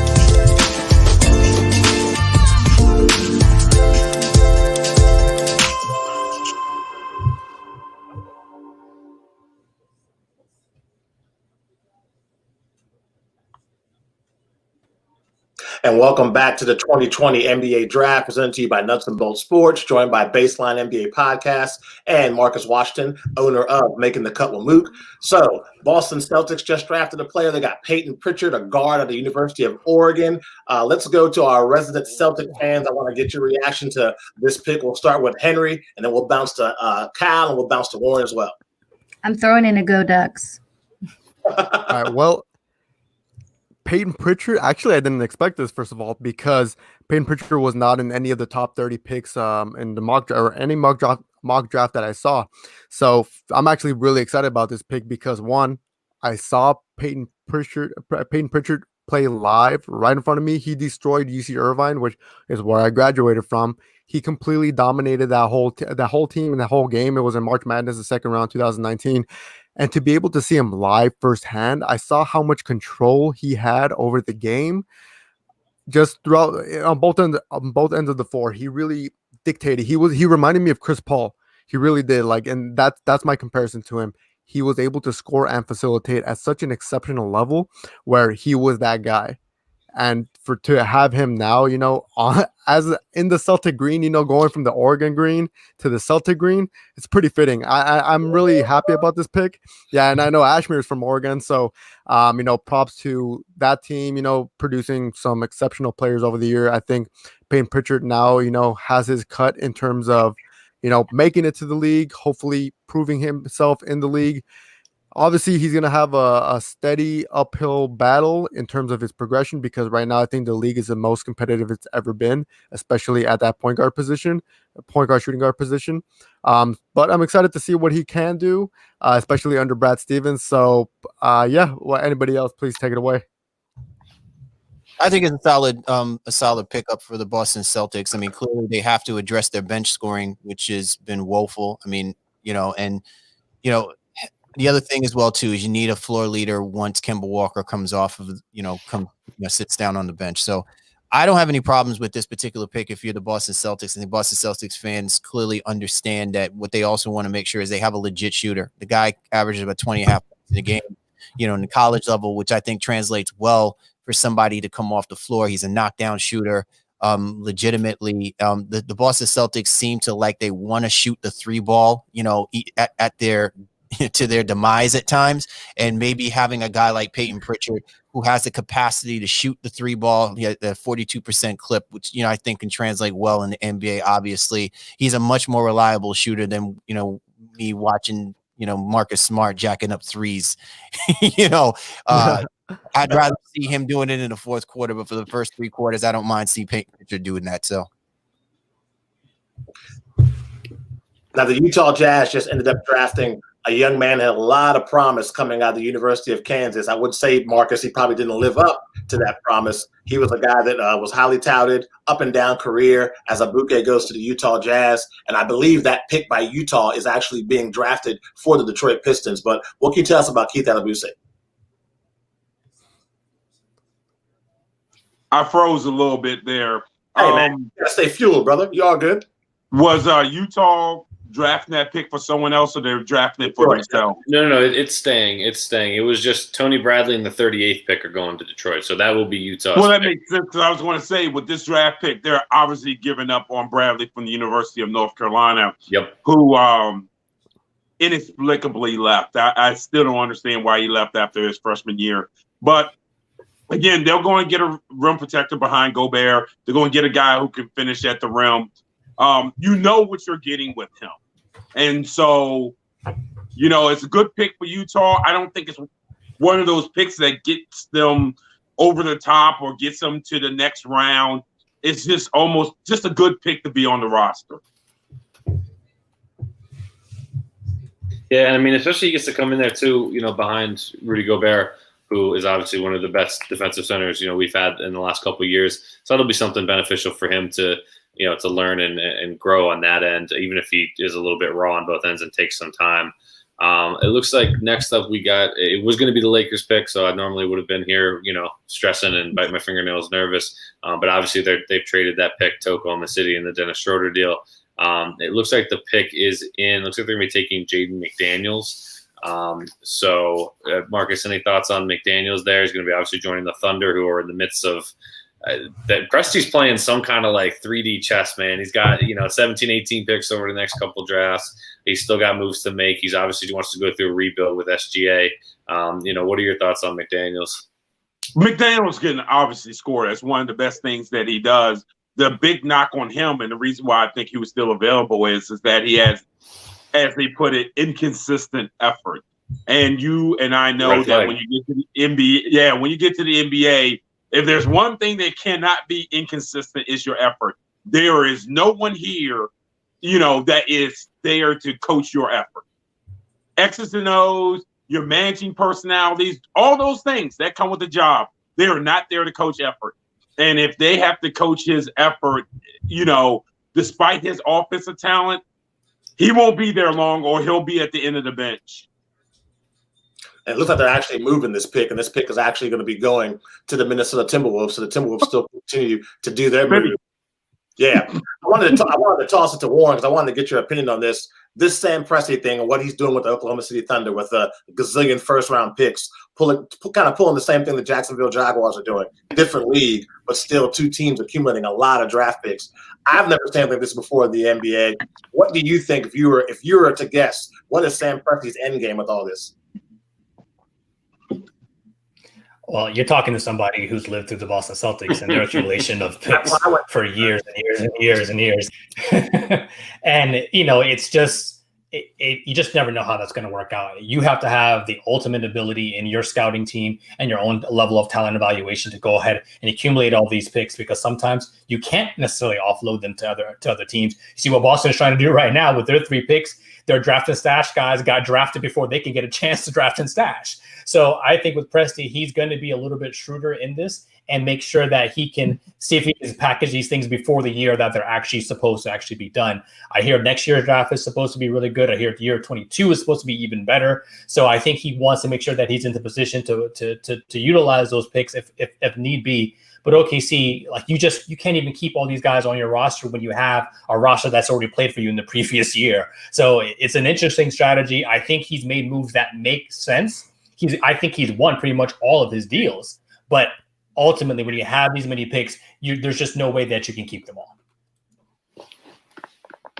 Yeah, with the salary cap, that's what I was thinking. You're almost getting to a situation like they were in the past when you think about that James Harden, Russell Westbrook, Kevin Durant. It was a different reason, obviously. Guys wanted to win. They were frustrated after losing that 3-1 lead to the Golden State Warriors. But you got to think, if that team had stayed together, at some point, it wouldn't have been physically possible for the Oklahoma City Thunder to keep all 3 players. And I think when you accumulate all these picks, you got to move the assets around. And if you do keep those picks and they pan out, if you hit on a lot of these picks, there's no way you can keep all these guys on your roster because the salary cap, because of the pandemic, is not going up anytime soon.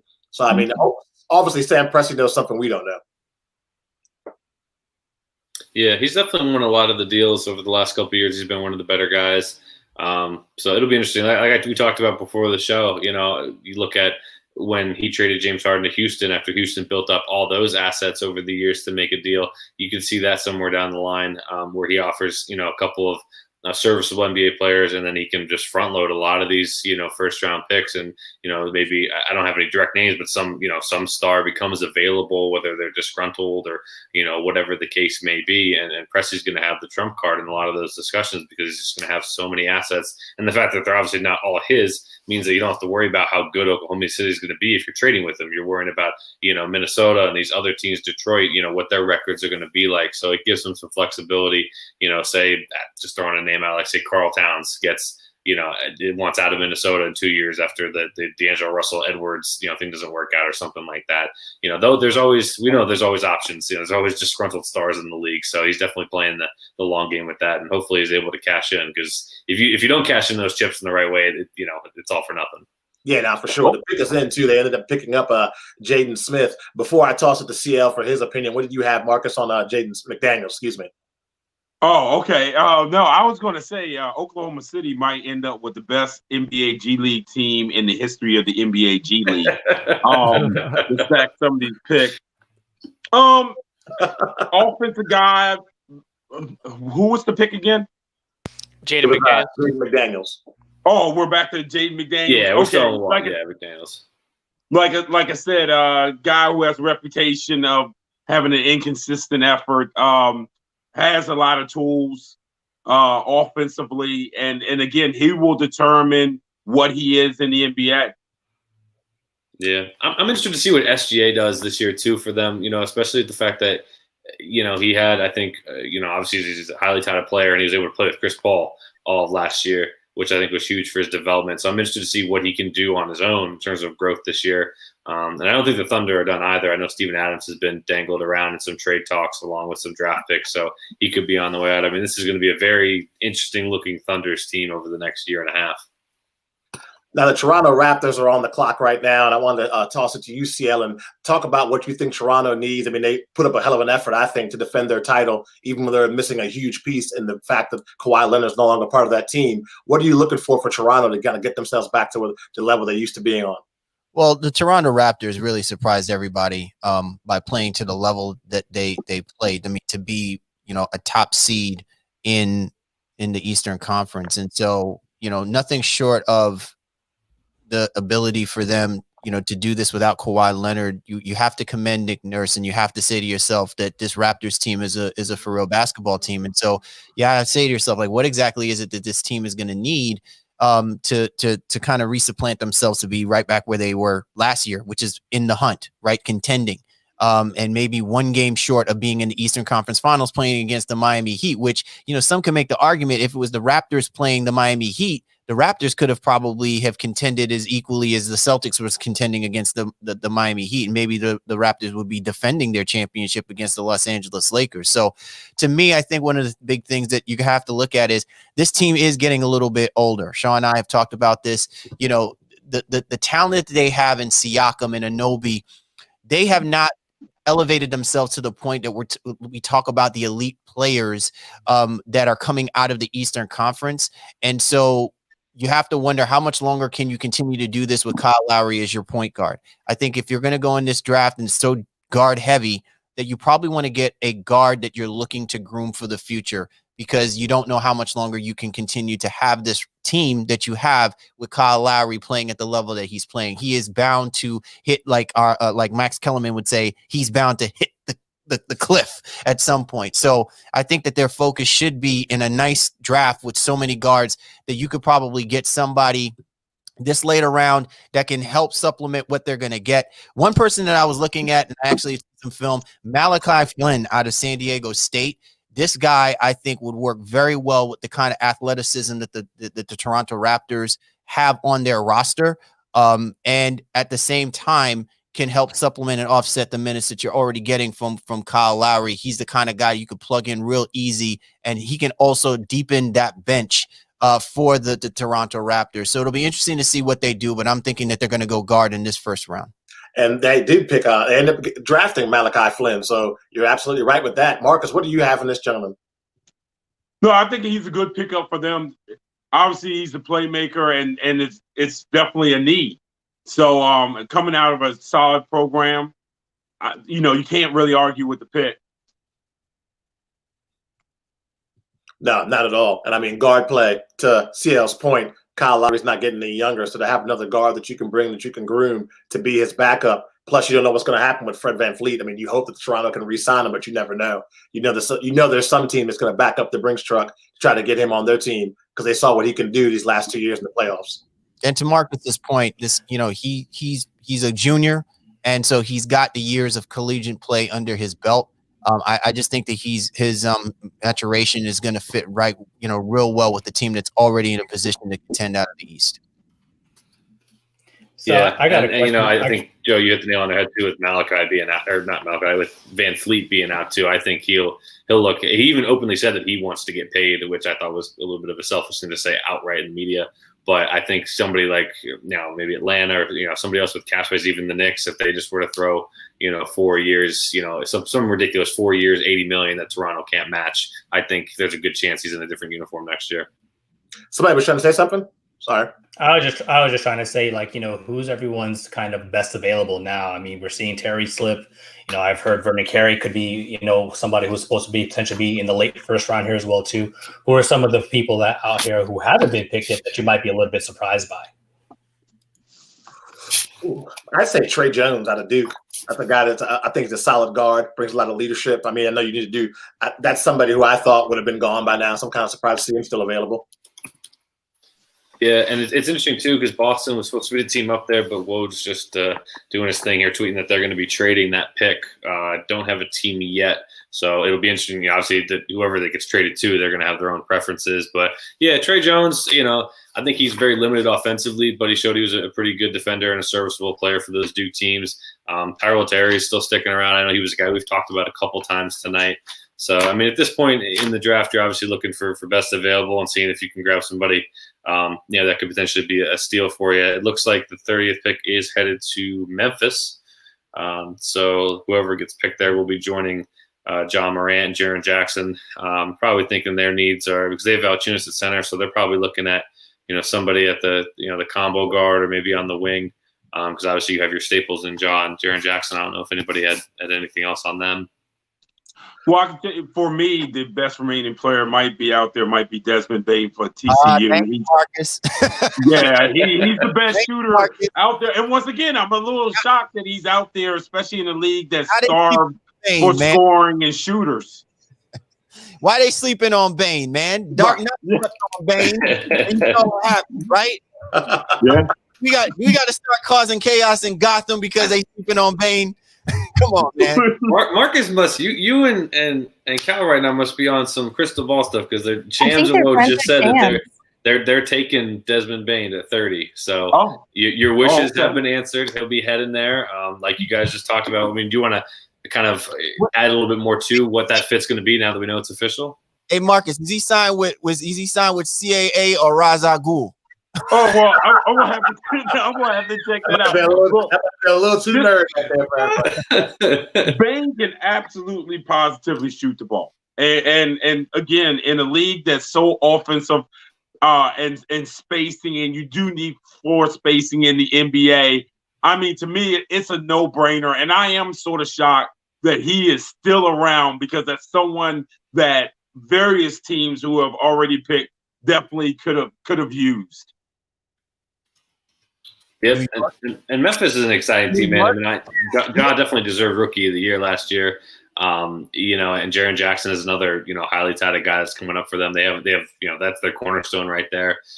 So I'm interested to see what they can do. I mean, Ja's special. We talk about Zion being the first pick in that draft, but Ja, I think, has just as much of a case to go down as the best player of that draft when it's all said and done if he reaches his potential. And he's fearless, man. He's fearless. He makes big shots. He plays well in big games, as we saw in the bubble. Him and Dame were going back and forth in that playing game. So I'm really excited to see what Memphis can do. I don't think they're going to get to the playoffs this year, but they're definitely, they're a team that no one wants to play every night because they're going to be there. It's not an easy win at all by any stretch. And that's going to be the last pick of the first round. So I kind of want to talk a little shop with you guys, and anybody can take this conversation and roll with it. What is our thoughts on the way the NBA is releasing the season, with obviously having the first half of the season, and then towards the end of that first half of the 72-game season, we'll get that second half of the schedule released. What's our thoughts on that? I just want basketball back. Yeah, it keeps it fluid. It's fluid, because you never know. We don't know what's going to happen. Knock on wood, we're hearing things about, the vaccine and the development and the success rate of it. And so hopefully when and if that happens, we do get that released, out, and we can start working on getting fans back in there. And we can, the biggest thing you don't want is you don't want the NBA to go through what like the NFL and college football are going through, where each week it's like, 5 guys are on the COVID list, or, college football, this game's been canceled, this game's been canceled. So you don't want to see that. So I think it's a good idea that way. If something does change positively, they can adjust it for the second half of the year and make things better for fans to come in terms of the scheduling. And if it, doesn't get any better, they at least have their backup plan. I think with that as well, you also have the set scheduling where it's like a weekend series type thing. So like if Houston comes to LA, like they'll play the Lakers and the Clippers like 2 or 3 or 4 times in a couple of days span instead of playing them once and then leaving. So that's another interesting aspect about it for sure. Nah, for sure. Ashmere, I know you got some thoughts on this. Oh, I was just going to say the Raiders defensive line is all on COVID watch right now, so things ain't looking good. And I feel like the same pattern can continue for the NBA. Once you add travel, it's just not very, it's unlikely that teams aren't going to contract the virus and something's going to go wrong and that just infects everyone. I'm curious to see, is the NBA going to have those contact bracelets that the NFL has? There's a lot of things that are going to need to be discussed, especially for fans and for us as journalists, just to understand what is next, what do we do, how do players stay protected, because a lot of people opted out of the bubble for the reason. So why would they come back for the regular season that has quickly come out, you know, to carry on for financial reasons, of course, as we all know, it's not a secret. But yeah, that's my spiel on that.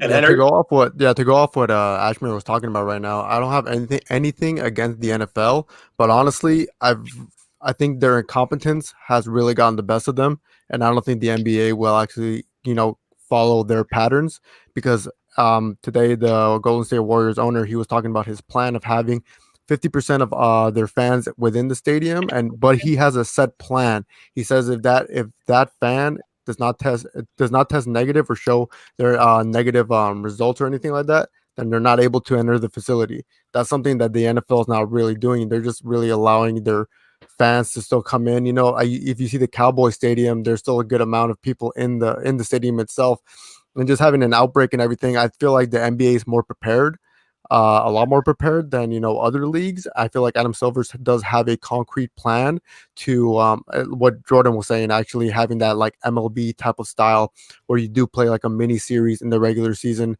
I feel like they're taking the right steps. I do believe in Adam Silver. He successfully executed the bubble idea, which is something that was never been done. There are zero cases of coronavirus, even in the MLB. When the Dodgers won the World Series, Justin Turner, he got, infected. He got his positive result in the last game. So kind of successful, not really, but the NBA showed that they're ready to take this challenge even to the next level, because there is no bubble. It's going to be somewhat impossible to have 30 teams in a bubble, especially, with so many players and personnel. There's a lot of things to consider. I am worried about an outbreak. We can see a headline that says LeBron is out with COVID, blah, blah, blah, for 2 weeks or whatever. Just stuff like that. I was going to say, Jordan's going to freak out. Maybe we're trying to repeat over here. But those are the inevitables. I'm not saying specifically LeBron. I'm talking about just other players and just teams in general that hopefully can be avoided. I know I used the word inevitable, but honestly, I do believe, like I said before, in Adam Silver's and his actual care for the players, compared to other leagues. And like I said, I'm not trashing on any other leagues, but if they've shown success in the past, why can't they duplicate that success? But just with new new maneuvers and new plans and everything. But anybody else's thoughts on that? Well, I wanted to go to Warren because I know when you did your 3 things you're looking forward to in the season or looking at, that was one of the things you had was how the NBA is going to handle COVID-19. So what's your thoughts on the whole, not just the schedule release system, but even just playing the basketball in general? I mean, I'll just go with how I ended the video. It's all about the dollar, you know what I mean? Like, cash rules everything, and the NBA they're just taking a shot here. And I, like everybody, I'm skeptical. I think when they were going to restart to begin with, even over the course of the summer and going into Orlando, I was skeptical. So this makes me even more nervous now. And I think as Henry said, there's just no way that somebody major does not contract this virus. And they are trying to put in some semblance of protocols by saying, okay, they'll release the second half of the season so that they can do some makeup games. And I think they're going to be as smart as they possibly can. But it's kind of like just a necessary evil from a business standpoint. Also, to not be going up against the NFL, to not be going up against the MLB in terms of your regular schedule. That's what this is all about. So we will see how it works out, but I am hella nervous for the NBA and the COVID-19 situation. Anybody else have thoughts? The one thing I want to say, I mean, I don't know if it's not really to do with the scheduling, but we didn't get a chance to really talk about the Clay thing, which obviously stinks. I mean, I think honestly, like, even I'm a Lakers fan, like, I love watching the Warriors play, and I feel like terrible for Clay. And I don't think it's like too crazy to ask the question, like, could this Warriors dynasty, could their title run and chances at competing for the finals every year, like, could this now be the closing of that door without us even realizing it? Because, as Joe said, he's coming back from the torn ACL. He's almost ready to play. Now he tears the Achilles. The Achilles is the most brutal injury in basketball. It's affected everybody from Isaiah Thomas to Kobe to Kevin Durant, who, remains to be seen what we're going to see from him. So it's a devastating injury that takes over a year minimum. I mean, ideally, it's almost a year and a half is what you want, because you want that full recovery and to get your kind of mobility back up there. But for Klay, not that he's not a non-athletic guy, but he's not the most athletic guy in the world. So he's going to lose a little bit of speed and athletic ability. And by the time he comes back, like, who knows what that Warriors roster is going to look like? Steph's going to be another year older. Draymond's going to be another year older. Wiggins could be there. He could be traded somewhere. You just don't know what they're going to look like. And I'm just worried that, like, we've seen, like, the best of the Warriors already, and I don't know if we're going to get to see them truly contend with Steph and Klay anymore. And it just sucks. Like, it really sucks. I enjoy watching them play, and I feel really bad for Klay. It reminds me of the end of the Celtics dynasty, when all their bodies just broke down, from Kevin McHale and his ankle to Larry Bird and his back, and they just got old in front of all of us. In this case, it's not an age thing, but it's certainly an injury thing with Golden State, and they've broken down. And no, I don't think they're going to return back to that threat, in part because what I said earlier. I think the Western Conference is so good right now, and there are teams lying in wait just to take that spot, whether it's Denver, whether it's eventually a team like Memphis or Phoenix or wherever the case may be. I mean, the West is just brutal. They don't wait for you. If you slip any, they just walk past you and steal your girl. You're right.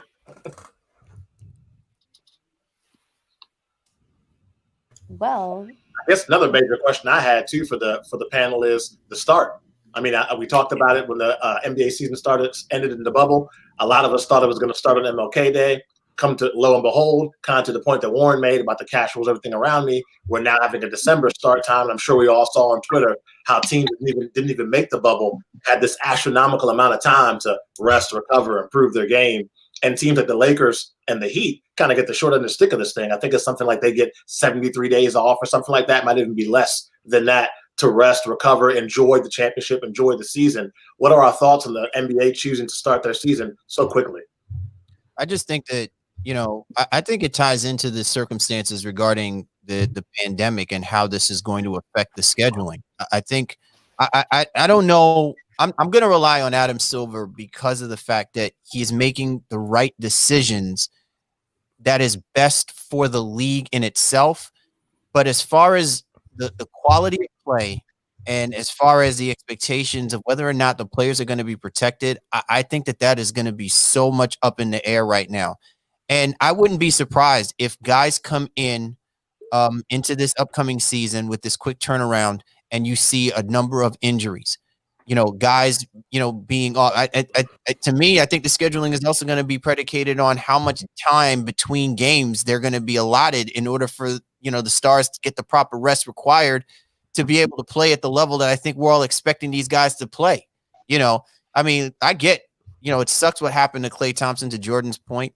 You know what I'm saying? But who's to say that this wouldn't have happened to a Klay Thompson coming fresh off of that Achilles circumstance into a season like this, and he doesn't find a way to hurt himself? I just think that those are the type of things that worry me more than anything, because of the fact that we are just under extraordinary circumstances and the demand that we're asking these players to play under. And to me, I don't know. I don't want to be pessimistic. Shaw like rags me because I'm the most pessimistic of guys, of personalities you'll see on it when it comes to this type of thing. But I'm just trying to be realistic about my expectations, and I just wouldn't be surprised if we just see really sloppy basketball. I wouldn't be surprised if we see a number of quality stars injured, and I would not be surprised if we see a number of quality stars contracting the COVID virus early on, because we are now putting them in a completely different circumstance that we were given in the bubble. The NBA is a global product, is a global brand, and they had to get back on schedule if you expected any of these guys to play in the Olympics. And that was in the back of their mind. The Olympics does help the NBA. The NBA does help the Olympics. And there's a relationship there, and you needed to get on schedule at some time. which was also a driving force to the December start. Not saying it's right, not saying I agree with it, but this is going beyond the NBA season. Is how it's impacting the Olympics and how it's impacting the FIBA schedule for qualifications and those things. And those things are important. FIBA and the NBA have become so close over the last bulk of years. Is why you see, if you watch the FIBA game today, the FIBA game, the NBA looks more like FIBA than FIBA looks like the NBA. We're not 1992 with the Dream Team anymore. And that's a definite relationship that's there that goes beyond the Olympics. It goes beyond these international leagues, allowing more American players. 30, 40 years ago, it was so limited how many Americans you could have in your roster. And now I think all of us probably know someone who's currently playing overseas or who has played overseas. So that relationship's there. And I'm sure that entered the thought process when we talked about a December start, which is how do we all collectively get this thing back going from the NBA to the Olympics to the FIBA international tournaments? Now, before we wrap this thing up, I'm just going to go around real quick. I'll just call you out. Either one takeaway from the draft tonight or one takeaway of something that you're looking forward to in the upcoming season. So we'll start with you, Raj. We'll try to do 30 seconds or less. It can be a takeaway from the draft. It can be something that you're looking forward for the upcoming season, but you're up first. I don't think there's any much more to add to what everybody's just said. I think the biggest takeaway is how does Adam Silver, he completed one thing that a lot of people consider to be impossible. Now, how does he go about the next one? And that's what we're going to have to keep our eyes on, really. What do you got, Cal? 30 seconds or less there, my friend. I'm just surprised that the Golden State Warriors didn't move that pick. And now with the circumstance of what happened to Klay Thompson, it makes it that much more interesting about the future of the Golden State Warriors moving forward. And Jordan? Yeah, just a really fun night in the draft overall. One thing that I did see tweeted that I kind of looking at the draft recap so far, a lot of big guys taken early, a lot of, centers and big power forwards. And, it's one of those things, would you rather have a really young and inexperienced center, or would you have, rather go out and try to find somebody in free agency? So I'm wondering for some of these teams, what some of the plays were. We definitely had some guys fall farther than we thought would later into the draft. So it'll be interesting to see, how these guys pan out, especially with such a shortened schedule. It'll be, interesting to see how fast these rookies can get on track and learn the playbooks. What about you, Henry? Yeah, pretty much everything what everybody's been saying. All these rookies can say, "Hey, I got drafted into a pandemic." That'd be quite a story to tell to their grandchildren and stuff. But in terms of just the technicalities and just teams trying to figure out themselves before, during, and after the season, especially because we are in unprecedented times. So for the ways these rookies need to adjust to the NBA is going to be like no other. I'm excited to see how, especially the top three prospects, can translate their game into the NBA, like I said, during such incredible measures. But let's see how it all pans out. And Marcus? Well, even though they have relatively new front offices, the Knicks and the Wizards are who we thought they were after this draft. And speaking of front offices, Daryl Morey is who we thought he was too, as it's being reported that they're finalizing the deal to send Josh Richardson to Dallas. So as much as things change, they stay the same. And now, Warren, I'm going to put you on the spot, Warren. What do you think Richardson brings to Dallas? And then, of course, your final point as well. Yeah, I think Richardson is a guy who you always hope he could be a top-level defender.